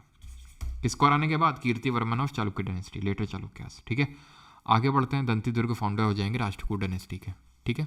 और राष्ट्रकूट और पाल और गुर्जर प्रतिहार के बीच में क्या हुआ था, ये भी आप यार खुद से कर लेंगे, सेल्फ एलिमिनेशन वाला, यूजिंग निट्टो। Now which of the following proteins are non essential, ठीक है। कौन से प्रोटीन हमारे नॉन एसेंशियल होते हैं? M2 चिप वाला लो आपकी भैया, ये M2 वाला कुछ ऐसा ही है, M1 वाला नहीं है ये, ठीक है। महंगा वाला ये है, महंगा वाला हमने जाके लिया था इसीलिए ताकि कोई दिक्कत ना आए, क्योंकि उसमें लिनोवो वालों में लिखो तो लिखता देर में था। तुमने सोचा अब जो है अपना एक ही काम है तो उसी में पैसे लगाते हैं, तो फिर महंगा वाला लेके आए थे हम। तो कानपुर वालों को पता होगा, Z² करके है, वहाँ से लेके आए थे। उसमें कौन सा है वो, एक पता नहीं, स्टोर का नाम नहीं पता है, तो वहाँ से लेके आए थे। अब ठीक है, लेकिन हो सकता है मेरे को चलाना ना आता हो, ये भी हो सकता है। अब इसमें भी क्या चलाना नहीं आ रहा भाई मेरे को, है इतना भी हाईटेक टेक्नोलॉजी नहीं है, इतना भी मैं कोई बाबा आदम जमाने का तो हूँ नहीं, है कि नहीं। खैर, तो यहाँ पर आते हैं, मैंने कुछ क्वेश्चन पूछा था आपसे पीछे, भूल गया यार, मैं खुद ही भूला। हाँ, तो ट्राईपार्टाइट स्ट्रगल हुआ था 790 AD में, ट्राईपार्टाइट स्ट्रगल, त्रिपक्षीय युद्ध, कन्नौज स्ट्रगल या फिर कन्नक बुद्ध स्ट्रगल के नाम से भी जानते हैं। Alright, now which of the following proteins are non essential. तो हमारे दो तरह के प्रोटीन होते हैं, एसेंशियल और नॉन एसेंशियल। तो एसेंशियल वो प्रोटीन होते हैं जिनको हमारी बॉडी खुद से सिंथेसाइज नहीं कर पाती, हमें बाहर से लेने पड़ते हैं, और नॉन एसेंशियल जो हमारी बॉडी खुद से सिंथेसाइज कर लेती है। स्ट्रक्चर क्या होता है अमीनो ग्रुप का, मतलब प्रोटीन का? तो एक अमीनो ग्रुप होता है, कार्बोक्सिल ग्रुप होता है, और एक साइड चेन होता है जिसको हम अल्काइल ग्रुप बोलते हैं, ठीक है। प्रोटीन जो अमीनो एसिड होते हैं वो फंडामेंटल यूनिट होते हैं किसके? प्रोटीन के, बिल्डिंग ब्लॉक्स होते हैं जो प्रोटीन खुद, बिकॉज हमें पता होना चाहिए कि जो हमारे दो तरह के न्यूट्रिएंट होते हैं, एक मैक्रो न्यूट्रिएंट होते हैं और एक माइक्रो न्यूट्रिएंट होते हैं। मैक्रो न्यूट्रिएंट में क्या आते हैं? प्रोटीन आते हैं, कार्ब्स आते हैं, और फैट आता है। माइक्रो न्यूट्रिएंट में आते हैं वाइटामिन्स एंड मिनरल्स, ये आ जाते हैं आपकी किस में? माइक्रो न्यूट्रिएंट्स में आते हैं वाइटामिन्स और मिनरल्स। वहीं जब हम पेड़ पौधों की बात करते हैं, प्लांट्स की, तो प्लांट के भी अलग मैक्रो और माइक्रो होते हैं। मैक्रो याद कर लो, माइक्रो तो अपने आप याद हो जाएंगे, क्या है? NPK, नाइट्रोजन, फॉस्फोरस और पोटेशियम। इसके अलावा क्या है? CHO, carbon, hydrogen, oxygen. इसके अलावा मैग्नीशियम, सल्फर, और एक और, आप बता दो बस, एक और है, वो कौन सा है? ठीक, तो ये चीज़ ध्यान में रखनी है आपको। बाकी इसके अलावा जो भी होंगे वो सब माइक्रो न्यूट्रिएंट हो जाएंगे, ठीक है। नाउ अब एसेंशियल पूछे, नॉन एसेंशियल पूछा, तो आपके ये एलानिन और एस्पार्जिन, हिस्टिडीन, ल्यूसीन, आइसोल्यूसीन हो गया आपका, ठीक है। ये सब क्या होते हैं? ये सब आपके अमीनो मतलब होते हैं आपके, ल्यूसीन, आइसोल्यूसीन, लाइसीन, हिस्टिडीन, ठीक है, मिथियोनिन, ये सब होते हैं आपके एसेंशियल।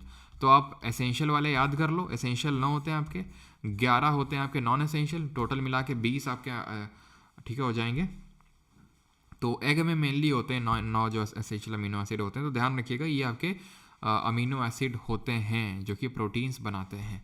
क्वाशियोरकर छोटे बच्चों में ये बीमारी हो जाती है जहाँ पर उनकी ग्रोथ रुक जाती है अगर उनमें प्रोटीन की कमी हो जाए तो। और मैरास्मस जो होती है ओवरऑल न्यूट्रिशन की, या फिर बाकी जो बाकी न्यूट्रिएंट्स हैं उनकी भी अगर डिफिशियंसी हो जाए साथ में, तो उसको मैरास्मस बोलते हैं हम लोग, ठीक है। आगे बढ़ते हैं। Which of the following talks about the right to acquire the movable and the immovable property. तो कौन सा आर्टिकल हो जाएगा आपका? 26 सब क्लॉज C।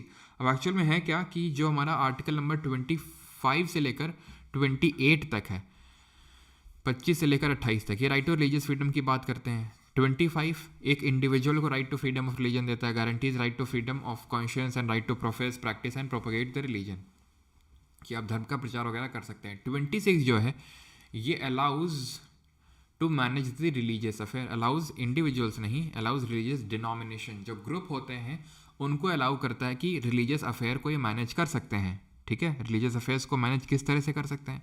तो वही है 26 के जो हमारे 4 क्लॉजेज हैं। पहला क्लॉज ये बोलता है, मैं लिख नहीं रहा हूँ, ठीक है, मैं बस बता रहा हूँ आपको, एंड दैट इज पहला वाला तो हो जाएगा to establish and maintain institutions for religious and charitable purpose. लिखा है क्या? पहला लिखा है, ठीक है। दूसरा है right to manage their own affairs, right to manage their own affairs in matter of religion. तीसरा है, ठीक है, तीसरा है कि यहाँ पर own and acquire movable and immovable property, ठीक है। तीसरा आई थिंक ढंग से लिखा नहीं है वो यहाँ पर। तीसरा यहाँ पर है right to own and acquire the movable and immovable property. Movable मतलब चलती फिरती, मूवेबल जैसे ही प्रॉपर्टी वगैरह। और जो चौथा क्लॉज है ये है right to administer such property. इस प्रॉपर्टी को अपने हिसाब से एडमिनिस्टर कर सकते हैं, right to administer such property, ठीक है। ये चीज़ आपको ध्यान में रखनी है। बाकी 27 में क्या है, धर्म के नाम पे टैक्स नहीं लगाया जा सकता। 28 में क्या है, रिलीजियस इंस्ट्रक्शन नहीं दिया जा सकता, यानी कि धार्मिक उपबंध नहीं दिए जा सकते हैं। 29 और जो 30 है, यानी 29 और 30 है, ये दोनों हमारे अलग आ जाते हैं, जिनको हम कल्चरल और एजुकेशनल राइट्स बोलते हैं, यानी कि सांस्कृतिक एवं शिक्षा के अधिकार बोलते हैं 29 और 30 को, ठीक है। आगे बढ़ते हैं। दुर्ग, बस्तर, चंद्रपुर जो आपकी आयरन और बेल्ट है वो कहाँ पर लाई करती है? तो ये आपकी हमारी 4 इंपॉर्टेंट मेजर आयरन और बेल्ट हैं। जैसे कि आप यहाँ पर देख सकते हैं, ये है आपकी कौन सी, यह है आपकी जो दुर्ग, बस्तर और चंद्रपुर बेल्ट है। ये है आपकी छत्तीसगढ़ और महाराष्ट्र बेल्ट। ये है आपकी ठीक है, ये है आपकी कौन सी, ये है आपकी बेल्लारी, चित्रदुर्ग, चिकमंगलूर बेल्ट, बेल्लारी, चित्रदुर्ग, चिकमंगलूर बेल्ट, और ये आपकी महाराष्ट्र गोवा बेल्ट, ठीक है। 4 इंपॉर्टेंट मेजर बेल्ट याद रखनी है, आयरन और की है, ठीक है। आयरन और 2 इंपॉर्टेंट और होती है, मैग्नेटाइट और हेमेटाइट। थोड़ा सा ध्यान रखिएगा इसके बारे में, जरा कमेंट करके बताएंगे बॉक्साइट किसकी ओर होती है, पिच ब्लेंड किसकी ओर होती है, सिनाबार किसकी ओर होती है, ये ओर्स आपको बताना है। कोल को जो है हम बरीड सनशाइन के नाम से जानते हैं, ब्लैक डायमंड। टर्शरी कोल जो है आपको देखने को मिलेगा नॉर्थ ईस्ट में, मेघालय वगैरह में। कोकिंग कोल क्या होता है? कोकिंग कोल वो कोल होता है जिसको मेटलर्जी में यूज़ किया जाता है। जैसे एंथ्रेसाइट हो गया, मेन सबसे अच्छा ग्रेड का होता है। देन बाइटुमिनस जो इंडिया में सबसे ज़्यादा पाया जाता है। लिग्नाइट जरा बताओ इंडिया में कहाँ पाया जाता है सबसे ज़्यादा? तो बॉक्साइट एल्यूमिनियम की ओर है, पिच ब्लेंड यूरेनियम की ओर है, UO2 इसका फॉर्मूला होता है, सिनाबार जो है मरकरी की ओर होती है। ये चीज़ आपको ध्यान में रखनी है, ठीक है, क्लियर। बाकी फेमस यूरेनियम और माइंस कौन सी? जादूगुड़ा माइन है, ठीक है, झारखंड में। पूर्वी सिंहभूम डिस्ट्रिक्ट है जो झारखंड की, वहाँ पर भी यूरेनियम की है एक आपकी माइन। और यूरेनियम की जो सबसे बड़ी माइन आपको मैंने बताई थी वो कहाँ पर, जरा बताओ? जो साउथ इंडिया में आपकी, जल्दी से, साउथ इंडिया में सबसे बड़ी माइन है यूरेनियम की। आगे बढ़ते हैं। Which Sisodia ruler accepted the suzerainty of Jahangir? तो किस सिसोदिया रूलर ने सुजरैनिटी एक्सेप्ट करी थी जहांगीर की? राणा प्रताप, महाराणा प्रताप, अमर सिंह या फिर शेर सिंह? तो जहांगीर की सुजरैनिटी एक्सेप्ट को किया था अमर सिंह ने, ठीक है। अब अमर सिंह कौन थे? तो एक्चुअल में मुगल्स और सिसोदिया जो राजपूत रूलर थे मेवाड़ के, ठीक है। कल हम लोगों ने देखा था इस तरह से हमारा जो सेंट्रल हाईलैंड होते हैं वहाँ पे मेवाड़ है, मेवाड़ प्लेटिव है, मारवाड़ प्लेटिव है, बुंदेलखंड, बघेलखंड और छोटा नागपुर। तो मेवाड़ के जो राजा थे वहाँ पर राजपूत रूलर्स थे, सिसोदिया रूलर्स। तो उनके और मुगल्स के बीच में काफ़ी राइवलरी थी, और ये राइवलरी बहुत पहले से थी, बाबर के टाइम से, जब राणा सांगा और बाबर के बीच में हुआ था बैटल ऑफ खानवा, जिसमें जीत हुई थी बाबर की। आपको पता है कि बाबर ने 4 बैटल्स लड़े थे, कौन कौन से? 1526 में, 1527 में, 1528 में और 1529 में। फर्स्ट बैटल ऑफ पानीपत, पानी पिया, खाना खाया, है ना, चंदा लेके घर को गया। तो first battle of Panipat, battle of Khanwa, battle of Chanderi, battle of Ghaghra. ये इब्राहिम लोदी को हराया, राणा सांगा को हराया, मेदिनी राय को हराया, और यहाँ अफगानों को हराया था उसने, ठीक है। फिर उसके बाद अकबर जो बाबर का पोता था और महाराणा प्रताप जो राणा सांगा के पोते थे, उनके बीच में होता है बैटल ऑफ हल्दी घाटी 1576, जिसमें अगेन अकबर के फोर्सेस की जीत होती है। और अकबर के फोर्सेस को लीड कौन करता है? Who led the forces of Akbar in this Haldi Ghati battle, ठीक है। लेकिन महाराणा प्रताप जो है वो हार नहीं मानते यहाँ पे, ठीक है, वो अपनी डिफीट को एक्सेप्ट नहीं करते हैं, क्लियर। बाद में जाके जो अमर सिंह हैं वो जहांगीर के अंडर में सुजरेनिटी एक्सेप्ट कर लेते हैं दोनों लोग, कि भाई हम दोनों लोग एक दूसरे को तंग नहीं करेंगे। फरगना के थ्रोन पे बैठा था 12 साल की एज, बिल्कुल वो सारी चीज़ें आप रिकॉल करो। बाबर जो है फरगना के थ्रोन पे बैठा था 12 साल के एज पे, एंड ज़हीरुद्दीन मोहम्मद बाबर इसका ओरिजिनल नेम है। एंड और क्या क्या चीज़ हमने पढ़ी थी बाबर के रिगार्डिंग थी। बाबर का जो पहले मकबरा बना था वो आगरा में इसको बरी किया गया था, लेकिन अभी कहाँ पर है वो, काबुल में बरीड है वो, है ना। मान सिंह, यस मान सिंह। चलो आगे बढ़ते हैं। दी लास्ट क्वेश्चन देखते हैं कि लास्ट यही था क्या, लास्ट यही था आई थिंक। ठीक है, लास्ट यही क्वेश्चन था। अगला वाला लेक्चर कर लिया जाए अभी। मान सिंह लीड कर रहा था। अच्छा, मैंने कितने लेक्चर करवाए थे इसमें। और मैसेज रिट्राइट करने वालों के लिए अलग से सजा है भाई, ठीक है। तो जल्दी से बताओ कि कितने लेक्चर हुए थे हम लोग के निट्टो में टोटल।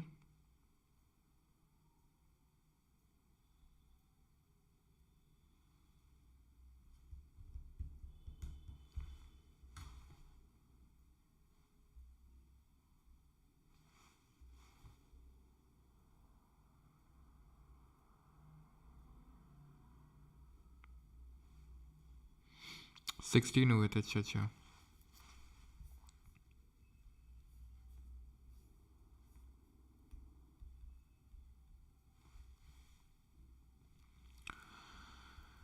हाँ गुरुजी, नाश्ता का व्यवस्था करवाया जाए। अच्छा अनमोल पुष्पा 2 देखे क्या। चलो तो लेक्चर 12 स्टार्ट करते हैं अभी।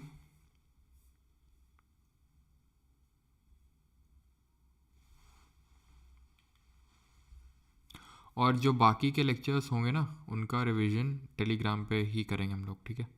13, 14, 15, 16 एक साथ। और कुछ और थोड़ा सा प्लान करते हैं लास्ट के, जो आप लोगों के 20 दिन रफली बोल सकते हैं, 25 दिन, उसके लिए जो बाकी हैं 25 दिन, उसके लिए क्या क्या और जल्दी जल्दी हम किस तरह का रिवीजन कर सकते हैं, है ना।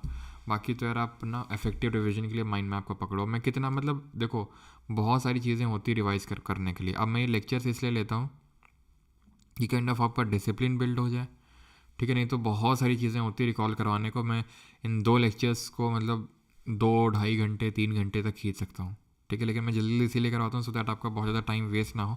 आप खुद से इन चीज़ों को रिकॉल करने की कोशिश कीजिए करिए, ठीक है। Who was the voice Roy during Shimla conference के टाइम पे वॉइस रॉय चल क्यों नहीं रहा यार ये, ठीक है। तो शिमला कॉन्फ्रेंस के टाइम पे वॉइस रॉय कौन था 1945 में, तो इट वॉज वेवल, ठीक है। वेवल प्लान, ठीक है। तो वेवल उस टाइम पे था, वेवल प्लान आया था। और एक्चुअल में शिमला कॉन्फ्रेंस क्यों हुआ था, तो 1945 में हुआ यूँ था कि सब जितने भी उस टाइम पे क्विट इंडिया मूवमेंट 1940, चलो पहले वो वही पूरा समझ लेते हैं। आपको पता है अगस्त ऑफर आया था 1940 में, एक्सेप्ट नहीं किया कांग्रेस मुस्लिम लीग ने। इसके अपोजिशन में क्या मतलब इसके क्या रिस्पॉन्स था, रिस्पॉन्स था इंडिविजुअल सत्याग्रह इसके अपोजिशन में अगस्त ऑफर के, ठीक है। जिसके तहत पहले हमारे सत्याग्रही थे आचार्य विनोबा भावे, दूसरे थे जवाहरलाल नेहरू, ठीक है। देन उसके बाद आता है क्रिप्स मिशन 1942 में, वर्ल्ड वॉर 2 के टाइम पे ही सब एक्टिविटीज़ हो रही थी। क्यों, सो दैट इंडियंस का सपोर्ट लिया जा सके इसलिए। और ये जब आया था तो उस समय लिन लिथुगो जो था वो वाइस रॉय था जब ये आया था अगस्त ऑफर ईयर क्रिप्स मिशन। तो क्रिप्स मिशन जब आता है तो अगेन यहाँ पर क्विट इंडिया मूवमेंट लॉन्च किया जाता है, भारत छोड़ो आंदोलन।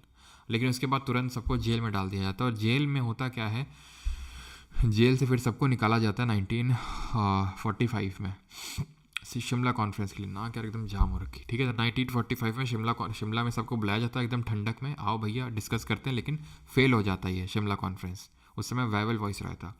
एक शिमला एग्रीमेंट होता है, ध्यान रखना, जब बांग्लादेश लिबरेशन वॉर होता है 1971 में, उसके बाद एक शिमला एग्रीमेंट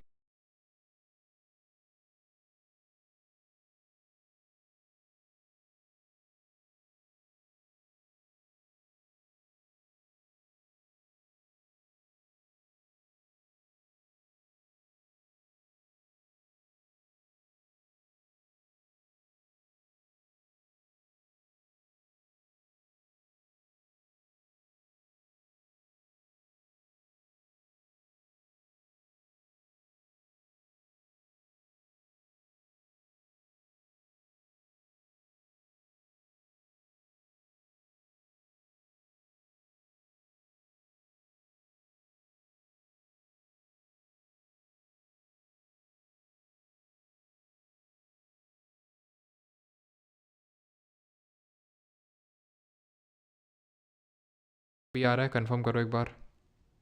वॉइस आ रहा है अभी अभी अभी अभी, कंफर्म करना,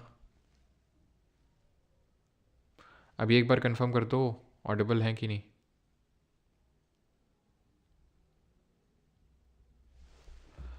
ऑडिबल हैं अभी आ रहा है, कंफर्म करो एक बार। ठीक है चलो, अभी आई थिंक आ रहा है। ऑलराइट चलो, आ रहा है सर, ठीक ठीक ठीक। तो जो कराची का सेशन हुआ था, उस लाहौर का सेशन में पूर्ण स्वराज का गोल डिक्लेयर किया गया था, रावी नदी के तट पर झंडा फहराया गया था, सीडीएम लॉन्च करने की बात कही गई थी, सिविल डिसोबीडियंस मूवमेंट और राउंड टेबल कॉन्फ्रेंस जो पहली वाली होनी थी उसको बॉयकॉट करने की बात कही गई थी। देन कराची का जो रेजोल्यूशन हुआ था, सेशन हुआ था 1931 में, जिसको प्रिसाइड किया था सरदार पटेल जी ने, फंडामेंटल राइट और नेशनल इकोनॉमिक पॉलिसी का रेजोल्यूशन लिया गया था, प्लस ये बोला गया था गांधी इरविन पैक्ट को एंडोर्स किया गया था, है ना, सेकंड राउंड टेबल कॉन्फ्रेंस में पार्टिसिपेट किया गया था। पैरेलल गवर्नमेंट सेटअप हुई थी किस टाइम पे, क्विट इंडिया मूवमेंट के टाइम पे हमारी पैरेलल गवर्नमेंट भी सेटअप हुई थी। बलिया वाली लेड की थी चिट्टू पांडे ने, तामलुक सतीश सामंता ने, सतारा नाना पाटिल, और तालचर में लोकल यहाँ पर गवर्नेंस चली थी। ठीक है, जातीय सरकार और प्रति सरकार बनी थी। ठीक है, यहाँ पर जातीय सरकार और यहाँ पर प्रति सरकार, ध्यान रखना। ठीक, आगे बढ़ते हैं, मतलब प्रति सरकार यहाँ पर, एक सेकेंड रुको, जातीय सरकार तामलुक एंड प्रति सरकार आपकी सतारा में। वैसे तो शायद ही पूछे ये। आगे बढ़ते हैं, which of the following pairs denoting various forms of भक्ति नॉट करेक्ट, कौन सा सही नहीं है। तो पहले तो हम इनको दो पार्ट में क्लासीफाई करते हैं, सगुन और निर्गुण। सगुन वो होते हैं जो बिलीव करते हैं गॉड विद एट्रीब्यूट्स, कि गॉड को कोई किसी फॉर्म में है, वो कि भगवान इस तरह से दिखते हैं, उनके हाथ में त्रिशूल है, या फिर पूरा वो एट्रीब्यूट, तो सगुन बोलते हैं। जो भगवान फॉर्मलेस गॉड पे बिलीव करते हैं उनको निर्गुण बोलते हैं। देन सगुन में भी दो हैं, जो भगवान शिव पे बिलीव करते हैं उनको बोलते हैं नयनर, और जो भगवान विष्णु पे बिलीव करते हैं उनको अलवर बोलते हैं। तो ये तीसरा वाला गलत हो जाएगा। ठीक, plant cell RNA is present in, तो आरएनए कहाँ प्रेजेंट होता है प्लांट सेल में, तो न्यूक्लियस में होगा, साइटोप्लाज्म, माइटोकॉन्ड्रिया, क्लोरोप्लास्ट, राइबोसोम, सब में होगा। ठीक है, और ये सेल यार अच्छे से कर लेना, बिकॉज सेल काफ़ी इंपॉर्टेंट चैप्टर है। सेल पूरा इंपॉर्टेंट चैप्टर है, मतलब पूरा एक एक चीज़ इंपॉर्टेंट है, मैं उसको रिवाइज नहीं करा रहा हूँ, लेकिन खुद से सारे सेल ऑर्गेनल कहाँ से क्या पूछ ले कुछ नहीं पता। माइटोकॉन्ड्रिया, पेरोक्सिसोम, पेरोक्सिसोम बताओ क्या करता है, पेरोक्सिसोम का क्या फंक्शन है, कौन से दो ऐसे, ये तो अभी CHSL मेंस में ही पूछ लिया शायद, कि कौन से ऐसे दो सेल ऑर्गेनल हैं जिनके पास खुद का डीएनए और प्रोटीन होता है। अभी ये CHSL मेंस में क्वेश्चन पूछ लिया। तो पेरोक्सिसोम की अगर बात करेंगे तो पेरोक्सिसोम क्या करता है, ऑक्सीडेटिव क्रिस्टल बनाता है, ऑक्सीडेटिव क्रिस्टल्स बनाने का काम करता है पेरोक्सिसोम। और ये क्या करता है पेरोक्सिसोम, ये आपका इमल्सिफिकेशन ऑफ फैट करता है सेल के अंदर, इमल्सिफिकेशन ऑफ फैट करता है, ऑक्सीडेटिव क्रिस्टल बनाता है, और डिटॉक्सिफिकेशन में भी हेल्प करता है ऑक्सीडेटिव क्रिस्टल्स बना के। डीएनए प्रोटीन होता है प्लास्टिड और माइटोकॉन्ड्रिया के पास खुद का। मैं फिर से बता रहा हूँ, सेल चैप्टर को बहुत अच्छे से रिवाइज कर लीजिएगा, बहुत अच्छे से। केमिस्ट्री में पीरियोडिक टेबल को अच्छे से रिवाइज कर लीजिएगा। पॉलिटी में नहीं हुआ तो मैं अगेन फिर से वही जो इंपॉर्टेंट चैप्टर्स है उनके रिवीजन सेशन कुछ ऐसा सच टेलीग्राम वगैरह में रख लेंगे। ठीक है, जो घास होती है, ग्रास, इंटर कैलरी जो मेरिस्टेम होती है वो कहाँ पर यूजुअली लोकेटेड होती है ग्रासेस में, तो ये बेस ऑफ लीव में होती है। बिकॉज हमें पता है कि जो टिश्यूज़ होते हैं, प्लांट टिश्यूज़ होते हैं, वो दो तरह के होते हैं, मेरिस्टेमेटिक होते हैं और परमानेंट होते हैं। तो मेरिस्टेमेटिक टिश्यू में क्या होते हैं, इनमें वैक्यूल नहीं होता है, डेंस साइटोप्लाज्म होता है और हार्मोन्स इन्वॉल्व होते हैं। मेरिस्टेमेटिक टिश्यू जो है हमारे तीन तरह के होते हैं, कौन कौन से होते हैं, एक तो एपिकल मेरिस्टेमेटिक टिश्यू होता है, इंटर कैलरी होता है, ठीक है, इंटर कैलरी होता है, और एक होता है हमारा लेटरल मेरिस्टेमेटिक टिश्यूज़। तो एपिकल होता है जो हमारे टिप्स में प्रेजेंट होता है, tips of roots and shoots में। इंटर कैलरी जो होता है, इंटर कैलरी नोट्स जो बीच बीच में नोट्स होती है उसमें प्रेजेंट होता है। लेटरल जो होता है साइड में प्रेजेंट होता है, और जो गर्थ होता है यानी कि विड्थ होती है जो प्लांट की, उसको बढ़ाने में हेल्प करता है, गर्थ ऑफ स्टेम। ठीक है, विड्थ बढ़ाता है। एपिकल टिप्स में, इंटर कैलरी बीच बीच में, और लेटरल जो होता है गर्थ बढ़ाता है, ठीक है, वो विड्थ बढ़ाता है। क्लियर। अब जो मेरिस्टेमेटिक टिश्यू होता है जब उसमें सेल डिवीजन रुक जाता है, then through a process of differentiation वो कन्वर्ट हो जाता है परमानेंट टिश्यू में, है ना। हमें पता है कि meristematic he through the process of differentiation permanent बन जाता है। और परमानेंट जो टिश्यू होता है वो डेड सेल्स का बना होता है। और परमानेंट भी दो टाइप का होता है, सिंपल परमानेंट और कॉम्प्लेक्स परमानेंट। सिंपल परमानेंट भी पैरेन्काइमा, क्लोरेन्काइमा, ठीक है, कॉलेन्काइमा, तीन टाइप का होता है। ठीक है, कौन कौन से टाइप होते हैं, पैरेन्काइमा होता है, कॉलेन्काइमा होता है, स्क्लेरेन्काइमा होता है। पैरन क्या करता है, फूड स्टोरेज करता है। इसके दो पार्ट होते हैं, क्लोरिन और एरन। क्लोरिन तो भाई फोटोसिंथेसिस करेगा क्लोरोफिल की वजह से। एरन काइमा जो है ये बॉयंसी प्रोवाइड करेगा एक्वेटिक प्लांट्स को, बिकॉज इसमें एयरी स्पेसेस होते हैं इसलिए। कॉलिन फ्लेक्सिबिलिटी प्रोवाइड कर रहा है, ठीक है, मैकेनिकल टिश्यू है। स्क्लेरन काइमा की अगर बात करेंगे तो स्ट्रेंथ और रिजिडिटी प्रोवाइड करता है, जैसे कि जो हमारी सीड की आउटर कवरिंग होती है, जो नारियल की भूसी होती है, that is husk of coconut हो गया, ठीक है, वहाँ पर प्रेजेंट होगा। जो वेन्स ऑफ लीव्स होती हैं वहाँ पर प्रेजेंट होगा। और जो कॉलन काइमा होता है इसका स्ट्रक्चर कुछ इस तरह से होता है कि ये थिक होता है कॉर्नर्स में, it is thick and at the corners. और जो बेस ऑफ लीफ होता है, लीफ का जो बेस होता है वहाँ पर प्रेजेंट होता है कॉलन काइमा। ऑलराइट, आगे बढ़ते हैं। That is 3 resistors of resistance 11, 22 और 33 ओम। ये इनको पैरेलल में कनेक्ट किया गया है, तो इनका इक्विवेलेंट रेजिस्टेंस कितना निकल के आएगा, 11, 22 और 33। तो बहुत आसान है, हमें पता है, ठीक है, बहुत आसान है, हमें पता है कि अगर सीरीज़ में कनेक्ट होते हैं रेजिस्टर्स तो उसमें क्या सेम रहता है, पैरेलल में क्या सेम रहता है, ज़रा बताएंगे। तो सीरीज़ में जो हमारा इक्विवेलेंट रेजिस्टेंस निकलता है उसमें कुछ नहीं, सिर्फ आपको ऐड कर देना होता है सबको। पैरेलल में कुछ इस तरह से निकलता है, सभी को पता होगा, 1/R1 + 1/R2 इस तरह से निकलता है। सीरीज़ में करंट सेम रहता है हर एक रेजिस्टर के पास, पैरेलल में पोटेंशियल डिफरेंस यानी विभवांतर सेम रहता है। करंट को मेजर करने के लिए 2 डिवाइसेस यूज़ होते हैं, एक तो एमीटर और एक गैल्वेनोमीटर। गैल्वेनोमीटर क्या होता है, मैग्नीट्यूड के साथ साथ डायरेक्शन भी बता देता है करंट का। पैरेलल में पोटेंशियल डिफरेंस सेम होता है, ठीक है, ये चीज़ तो हमने देख ली। बाकी अगर हम बात करेंगे तो करंट की यूनिट क्या होती है, एम्पियर होती है, पोटेंशियल डिफरेंस की वोल्ट होती है। कमेंट में अच्छा वो तो कल रेजिस्टेंस और स्पेसिफिक रेजिस्टेंस और कंडक्टेंस की सबकी हम ऐसा यूनिट देख चुके हैं कल ही। ऑलराइट, और ये फॉर्मूला आपको ध्यान रखना है, Q = IT। Q क्या होता है, चार्ज होता है करंट इनटू टाइम। चार्ज की यूनिट क्या होती है, कूलॉम होती है, ये तो आपको पता ही होगा, है ना। और हेनरी किसकी यूनिट होती है, Henry, H। What is the chemical composition of soda acid type fire extinguisher. ना तो सोडा एसिड जो टाइप फायर एक्सटिंग्विशर होता है ये होता क्या है, तो ये होता है सोडियम हाइड्रोजन कार्बोनेट में जब आप सल्फ्यूरिक एसिड को ऐड कर देते हैं, जैसे आप यहाँ पर देख रहे हैं। ये जो येलो कलर का भरा हुआ है ये आपका सोडियम हाइड्रोजन कार्बोनेट या फिर सोडियम बाइकार्बोनेट या फिर बेकिंग सोडा का सोल्यूशन भरा हुआ है। यहाँ पर लगी हुई है सल्फ्यूरिक एसिड की एक डिब्बी सी, और ये दोनों मिक्स हो जाती हैं जब इनको दबाते हैं। तो इससे जब मिक्स हो जाता है तो एक्चुअल में होता क्या है, जब हम सोडियम बाइकार्बोनेट जो सोडियम हाइड्रोजन कार्बोनेट होता है उसकी रिएक्शन करवाते हैं किसी एसिड के साथ तो CO2 गैस निकलती है। बेकिंग पाउडर तो बनता ही है, CO2 गैस निकलती है, ठीक है। तो उसी चीज़ का यहाँ पर हम यूज़ कर रहे हैं कि जब बेकिंग सोडा की रिएक्शन एसिड्स के साथ होती है या फिर सोडियम, जब हमारे मेटल हाइड्रोजन कार्बोनेट, आज ही पढ़ाई है मैंने बैच में रिएक्शन की, मेटल हाइड्रोजन कार्बोनेट की रिएक्शन एसिड के साथ, या वही मेटल कार्बोनेट या मेटल बाइकार्बोनेट की जब रिएक्शन किसी एसिड के साथ होती है तो CO2 गैस निकलती है। सॉल्ट तो बनता ही है, CO2 गैस निकलती है। जैसे यहाँ पर आप देखो तो ये है आपका मेटल हाइड्रोजन कार्बोनेट है, ठीक है, एसिड के साथ रिएक्शन करवा रहे हैं, सॉल्ट तो बनता ही है प्लस CO2 गैस भी निकलती है साथ में, ठीक है। और ये जो बेकिंग सोडा है वो कैसे बनता है, बेकिंग सोडा बनाने के लिए हम लेते हैं थोड़ा सा नमक, थोड़ा सा स्वादानुसार पानी, स्वादानुसार अमोनिया, और जब इसकी रिएक्शन थोड़ा सा CO2 डाल देते हैं इसमें, बस बन जाता है हमारा बेकिंग सोडा, और थोड़ा सा अमोनियम क्लोराइड बन जाता है, ठीक। अब इसी का अगर मैं डिकम्पोजिशन करवा दूँ तो सोडियम कार्बोनेट बन जाएगा, और इसी में थोड़ा पानी डाल दूँ तो 10 वाटर मॉलिक्यूल अटैच करके बन जाएगा धोने वाला सोडा, वॉशिंग सोडा।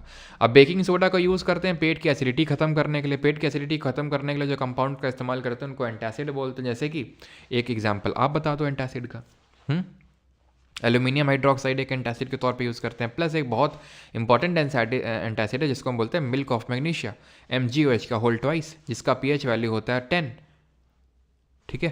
तो ये चीज़ आपको ध्यान में रखनी है। और ये जो ध्यान रखना है यहाँ पर क्लोर एल्कली प्रोसेस इंपॉर्टेंट हो जाता है। क्लोर एल्कली प्रोसेस क्या होता है, जहाँ पर क्लोरीन और एक एल्कली बनता है। कैसे बनता है, जब हम एक्वस NaCl को क्या बोलते हैं जरा बताओ जल्दी से। एक्वस NaCl से जब इलेक्ट्रिसिटी पास करवाते हैं तो एक तो ये बनता है कैथोड पे, H2 बनती है कैथोड पे, क्लोरीन बनती है एनोड पे। तो क्लोर एल्कली क्या होते हैं, वो बेस जो पानी में घुल जाते हैं उनको हम एल्कली बोलते हैं। All alkali are bases but all bases are not alkali, ये बात आपको पता होगा। एक्वस NaCl को बोलते हैं ब्राइन, ठीक। बेकिंग सोडा को बेकिंग पाउडर बनाने में भी इस्तेमाल करते हैं। जब हम बेकिंग सोडा को माइल्ड एडिबल एसिड जैसे टार्ट्रिक एसिड में डाल देते हैं तो बेकिंग पाउडर बन जाता है। टार्ट्रिक एसिड कहाँ से मिलता है जरा बताएंगे, टार्ट्रिक एसिड कहाँ कहाँ पे फाउंड होता है हमें, और वॉशिंग सोडा का यूज़ कहाँ करते हैं? परमानेंट हार्डनेस वाटर को रिमूव करने के लिए। परमानेंट हार्डनेस आती कैसी वाटर में? तो जब कैल्शियम और मैग्नीशियम के सॉल्ट ज़्यादा हो जाते हैं पानी में तो वो परमानेंट हार्ड हो जाता है, तो उसको हटाने के लिए हम वॉशिंग सोडा का यूज़ करते हैं। वॉशिंग सोडा का हम यूज़ करते हैं बोरैक्स बनाने में, जिसको कि हम जो ग्लास इंडस्ट्री होती है वहाँ पर यूज़ करते हैं। इसी तरह क्लोरीन का हम यूज़ करते हैं, जब इसकी रिएक्शन स्लेक्ट लाइम के साथ करवाते हैं तो बन जाता है कैल्शियम हाइपोक्लोराइट, ड नहीं ट, ठीक है, टा टमाटर वाला, ठीक है। तो CaOCl2 जिसको कैल्शियम ऑक्सीक्लोराइड बोलते हैं, तो ये पावरफुल ऑक्सीडाइजिंग एजेंट के तौर पे काम करता है। ये वाटर को डिसइंफेक्ट करने में यूज़ किया जाता है। ये आपका ब्लीचिंग, क्योंकि पाउडर इसका कॉमन नेम है तो ब्लीचिंग में यूज़ किया जाता है इसका। जो हमारी पेपर इंडस्ट्री है वहाँ पर यूज़ किया जाता है। कॉटन और लिनन इंडस्ट्री वहाँ पर यूज़ किया जाता है।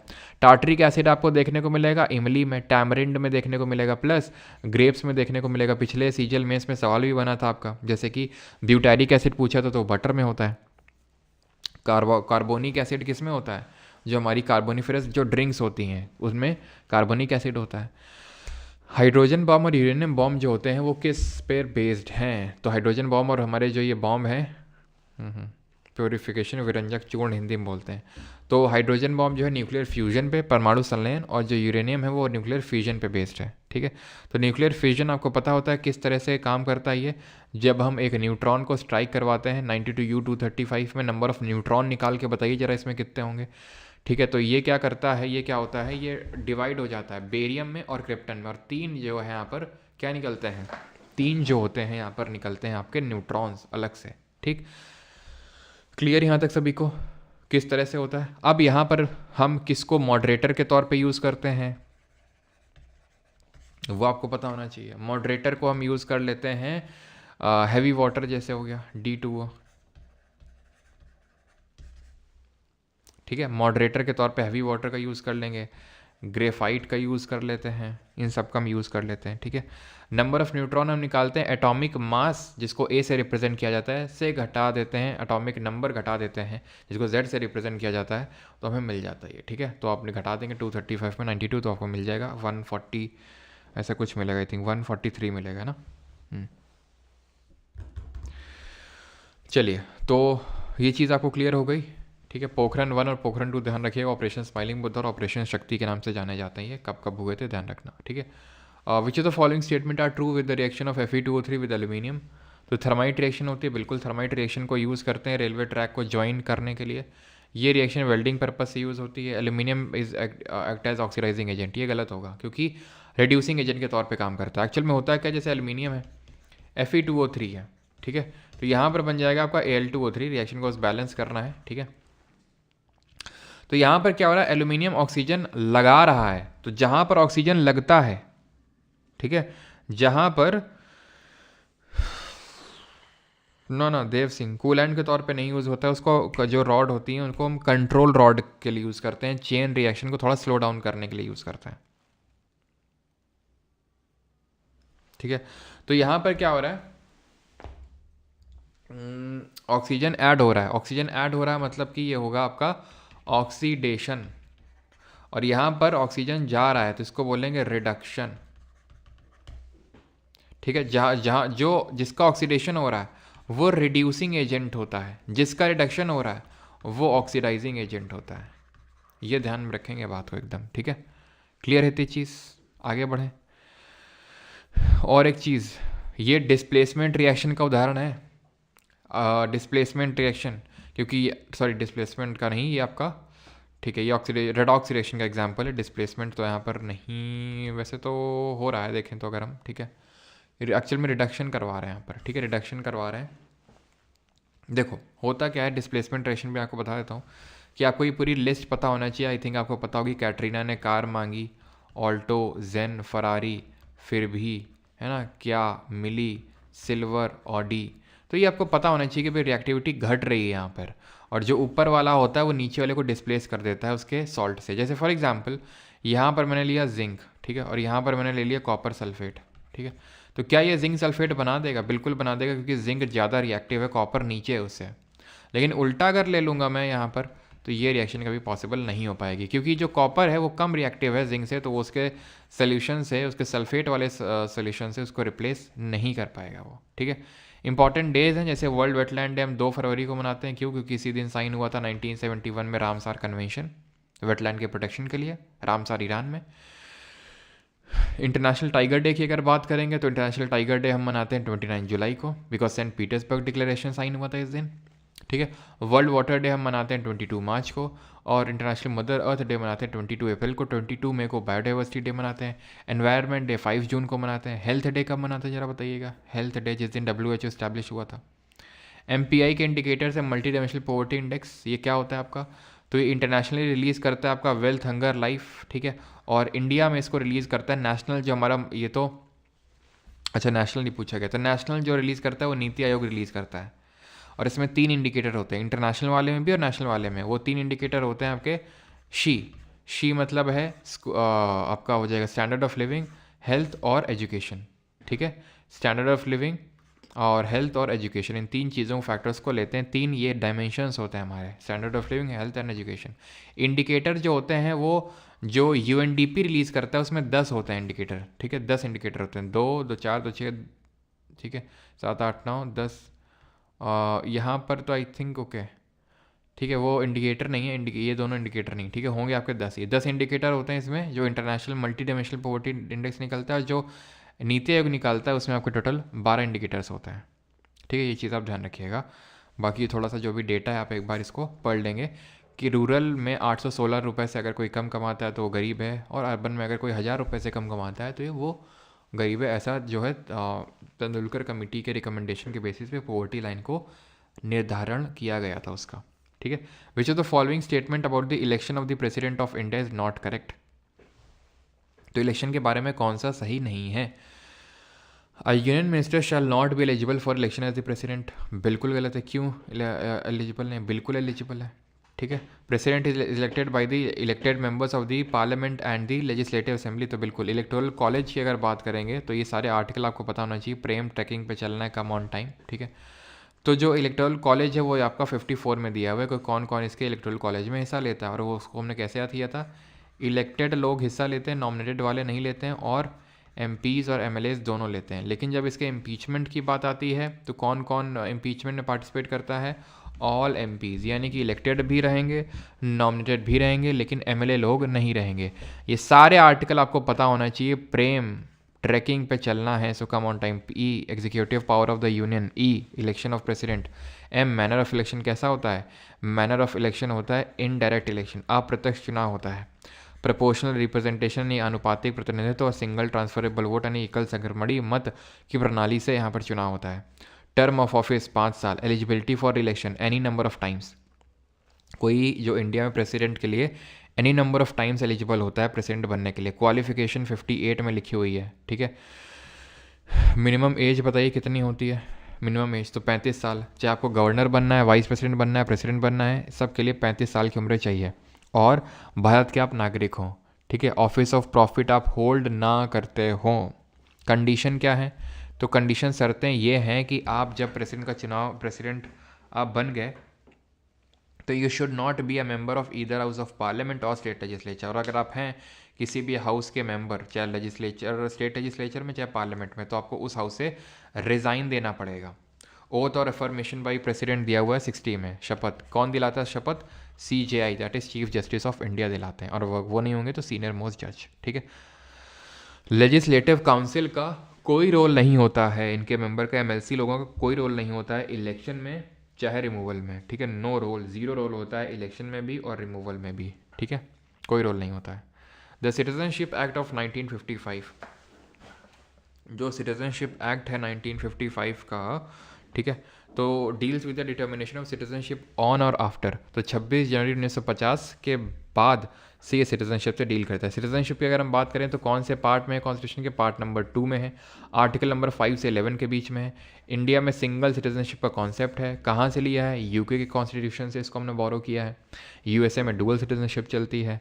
एंड हमें सारे आर्टिकल नहीं पता होने चाहिए 5 से 11 में, कुछ ही पता होने चाहिए, जैसे कि 9th, ठीक है, 10th और 11। ये बात करता है, वैसे 9 भी तो इंपॉर्टेंट नहीं, 10 और 11 ध्यान रखना। ये बात करता है कॉन्टिन्यूएंस ऑफ राइट की, कॉन्टिन्यूएंस, और 11 बात करता है कि पार्लियामेंट को ये पावर है कि वो सिटीजनशिप को लेके कानून बना सकती है, देश की संसद बना सकती है, नागरिकता को लेके प्रावधान। स्टेट लेजिस्लेचर नहीं बना सकता है। अगर हम बात करें ये जो सिटीजनशिप एक्ट है 1955 का, तो इसके तहत बर्थ, डिसेंट, रजिस्ट्रेशन, नेचुरलाइजेशन और इनकॉर्पोरेशन ऑफ टेरिटरी, 5 तरीके से कोई भारत की नागरिकता ले सकता है और 3 तरीके से नागरिकता खो सकता है। वो 3 तरीके क्या है? रिनंसिएशन, टर्मिनेशन और डेप्रीवेशन। ठीक है, ये बस ध्यान रखना, बाकी तो और ज़्यादा इंपॉर्टेंट नहीं है। ये CAA यानी कि जो सिटीजनशिप एक्ट था, सिटीजनशिप अमेंडमेंट एक्ट, इसने 1955 वाले सिटीजनशिप एक्ट को अमेंड करके क्या किया था? जो नॉन मुस्लिम रेफ्यूजीज़ हैं, यानी कि जो 6 कम्युनिटीज़ हैं, हिंदू, सिख, बुद्धिस्ट, जैन, पारसी और क्रिश्चियंस, ये जो कम्युनिटी के लोग आ रहे हैं इन 3 देशों से, इनके लिए नागरिकता के जो प्रावधान है उनमें थोड़ा सा सहूलियत दे दी थी।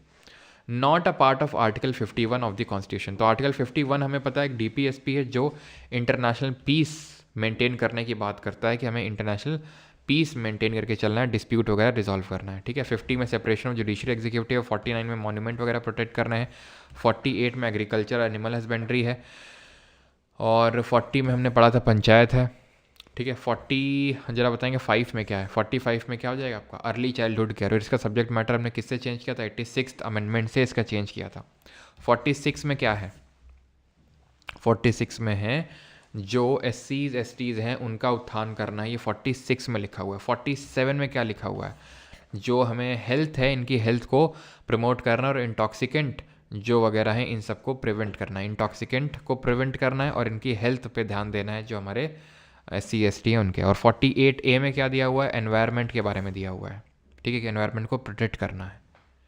क्लियर है? ये सारा कुछ हमने ट्रिक से देखा था, तो अगर आपको नहीं पता है तो याद कर लीजिएगा अच्छे से, because fundamental right, DPSP part 5, ठीक है, fundamental right, DPSP, fundamental duty, ये 3 चैप्टर ले लो, और पार्ट 5 ये सबसे ज़्यादा इंपॉर्टेंट, और इसके मैं रिवीजन सेशन भी कंडक्ट करवाने वाला हूँ। ठीक है, मेरे दिमाग में भी एक आइडिया है, एंड दैट इज़ कि जो भी इंपॉर्टेंट टॉपिक्स हैं उसको हम रिवाइज़ करने वाले हैं। यहाँ पर रिविजन नहीं, हम उसको टेलीग्राम में करेंगे, बिकॉज थोड़ा जल्दी करना होगा उसको। ठीक है,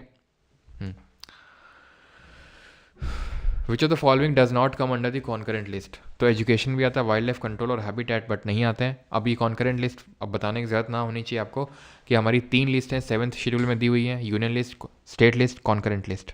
यूनियन लिस्ट में पहले कम सब्जेक्ट थे लेकिन अभी ज़्यादा हो गए हैं। ध्यान रखिएगा कि यूनियन लिस्ट में सब्जेक्ट बढ़े हैं, स्टेट लिस्ट में सब्जेक्ट घटे हैं, कॉन्करेंट लिस्ट में सब्जेक्ट बढ़े हैं। यूनियन लिस्ट के जो सब्जेक्ट होते हैं उसमें जो हमारा पार्लियामेंट है वो लॉ बना सकता है, स्टेट लिस्ट में बना सकता है स्टेट का लेजिस्लेचर, और कॉन्करेंट में दोनों बना सकते हैं। लेकिन अगर दोनों ने बना दिया तो यूनियन का प्रिवेल करेगा। ठीक है, अभी कितने यूनियन में सब्जेक्ट हैं? तो 100 सब्जेक्ट हैं। ओरिजिनली कितने थे कोई बताएगा? तो ओरिजिनली ध्यान रखना 97 थे। ठीक है, 97 से 100 हो गया। इसमें अगर स्टेट में बात करें तो पहले 66 थे, लेकिन 61 6 से घट के अभी 61 हो चुके हैं। तो ये आप ध्यान रखिएगा, जो छोटे छोटे चीज़ें होती हैं जैसे कि वाटर एंड सैनिटेशन हो गया, पुलिस हो गया, हेल्थ हो गया, ये सब जो होते हैं ना, ये स्टेट लिस्ट के सब्जेक्ट होते हैं। ये आपके कॉन्करेंट लिस्ट के हैं। Defence, banking, railways, atomic energy, Airways, ये सब होते हैं आपके यूनियन लिस्ट के सब्जेक्ट। ठीक है, which act abolish the east India company. तो ये मैं एक क्लास शेड्यूल करने वाला हूँ सर एंड मैम, क्योंकि बैच में बाकी है ये। ठीक है, ये अगले हफ्ते के एंड तक क्लास होगी। ठीक है, बहुत इंपॉर्टेंट, क्योंकि इससे भी रिसेंटली बहुत क्वेश्चन आए थे, तो ये मैं क्लास लेने वाला हूँ। ठीक है, और इसको मिस मत करिएगा, जो बैच में मैं क्लास लूँगा अभी। ठीक है, क्योंकि ये बहुत इंपॉर्टेंट है। तो किस एक्ट से मोनोपोली ट्रेड की खत्म कर दी गई थी? 1833, जिसको सेंट हेलिना एक्ट बोलते हैं। और इस एक्ट के बाद ईस्ट इंडिया कंपनी प्योरली एक एडमिनिस्ट्रेटिव बॉडी बन गई, कमर्शियल फंक्शन से ख़त्म कर दिए गए थे। 1813 का जो एक्ट था उससे क्या किया गया था? 1 लाख रुपए सेट असाइड किया गया था भारत में एजुकेशन के लिए, क्रिश्चियन मिशनरीज़ को भेजा गया था। 1833 के एक्ट से ही गवर्नर जनरल ऑफ बंगाल को गवर्नर जनरल ऑफ इंडिया बनाया गया था। जो पहला कौन बना था? विलियम बेंटिक बना था। बाकी 1909 का हो गया, 1919 का हो गया और 1935 का हो गया। तीनों को अच्छे से देख लीजिएगा, बाकी तो मैं जब लेक्चर करवाऊंगा तो बताऊंगा, तो मैं फिर से बता दूँ 1909, 1919 और 1935 अच्छे से इसको कर लेना आपको। ठीक है, क्लियर है ये चीज़? आगे बढ़ते हैं, यहाँ पर ख़त्म हो गया। ठीक है, चलो तो मैं एक आपसे क्वेश्चन पूछ लेता हूँ। किस पर्टिकुलर एक्ट से प्रोविंसेस से डायरकी एबॉलिश की गई थी? डायरकी एबॉलिश्ड इन प्रोविंसेस। प्रोविंसेस में डायरकी किससे एबॉलिश करी गई थी? किस पर्टिकुलर एक्ट से? ठीक है। तो इसको एबॉलिश किया गया था 1935 के गवर्नमेंट ऑफ इंडिया एक्ट से। लाया किससे गया था? 1919 का जो एक्ट था जिसको मॉन्टेग्यू चिलफोर्ड रिफॉर्म बोलते हैं। इंडियन काउंसिल एक्ट ऑफ 1909 जो होता है उसको मॉडल रिफॉर्म बोलते हैं। उससे क्या था? मुस्लिम्स के लिए सबसे पहले सेपरेट इलेक्टोरेट का कॉन्सेप्ट आया था। उस सेपरेट इलेक्टोरेट को के कॉन्सेप्ट को एक्सटेंड किया गया था 1919 के एक्ट से, जहाँ पर प्रोविंसेस को डायरेक्टरी दी गई थी। यानी कि डायरेक्टरी देने का मतलब ये होता है कि प्रोविंशियल सब्जेक्ट को दो पार्ट में डिवाइड किया गया था, रिजर्व्ड और ट्रांसफर्ड सब्जेक्ट। ठीक है। और सेंटर में बाई कैमरल लेजिस्लेचर लाया गया था और उसको रिवर्स कर दिया था 1935 के एक्ट ने, जिसने कि एक ऑल इंडिया फेडरेशन लाने की बात कही थी, लेकिन कभी वो एक्चुअल में आ नहीं पाया था बिकॉज प्रोविंसेस एग्री नहीं करी थी उसके लिए। ठीक है। तो यहाँ पर ऊपर तरीके से हमने सारी चीज़ें रिवाइज कर ली हैं। बाकी तो आपको इन डेप्थ रिविजन करते ही रहना और माइंड मैप का अच्छा सा यूज़ करना है। माइंड मैप सारे आपके परमार SSC टेलीग्राम चैनल पे अपलोडेड है। ऑलराइट।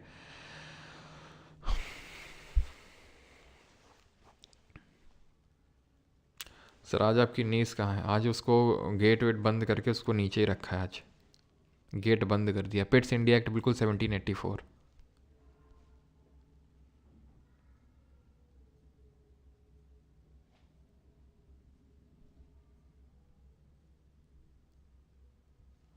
फादर ऑफ कम्युनिज्म बोलते हैं मिंटो को। बिल्कुल।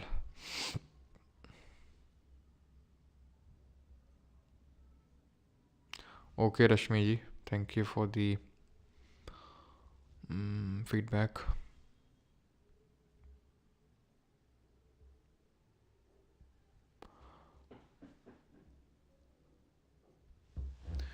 चलिए भाई, थैंक यू सभी को। सर मैंने 2 अच्छा पर मैंने किया नहीं है कंप्लीट, तो उसे कर लो। 3.0 से कर लो फिर आदित्य, वो ज़्यादा बेटर रहेगा मेरे हिसाब से।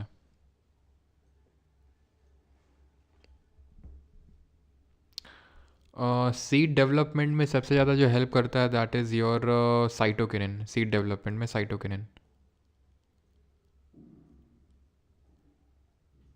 अवॉर्ड अंशुमन।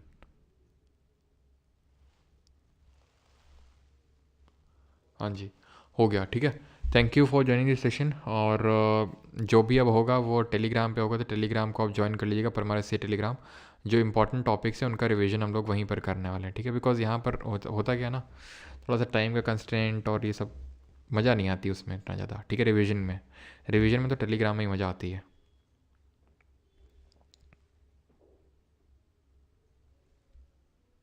चलिए भाई, थैंक यू सभी को। धन्यवाद धन्यवाद, thank you. Office of profit कहीं भी डिफाइन नहीं है जगदीप जी। ठीक है। ऑफिस ऑफ प्रॉफिट का मतलब होता है जहाँ से गवर्नमेंट से आप सैलरी ड्रॉ कर रहे होते हो। इसका पूरा एक लिस्ट है, आप PDF डाउनलोड करके उसको पढ़ सकते हो। बहुत सारे जैसे चेयरमैन, जो चेयरमैन होते हैं ना डिफरेंट हमारे कमीशंस के, चाहे वो वुमेन का हो, ह्यूमन राइट्स का हो, उनके चेयरमैन का जो ऑफिस होता है उसको ऑफिस ऑफ प्रॉफिट डील ही नहीं किया जाता, वो एग्जेम्प्टेड है सब वो। ठीक है।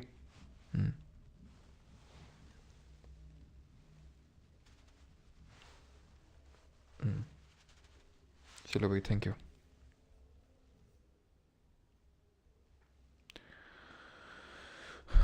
कैम्बियम में आपके वस्कुलर टिश्यूज़ होते हैं। कैम्बियम वस्कुलर टिश्यू है ना।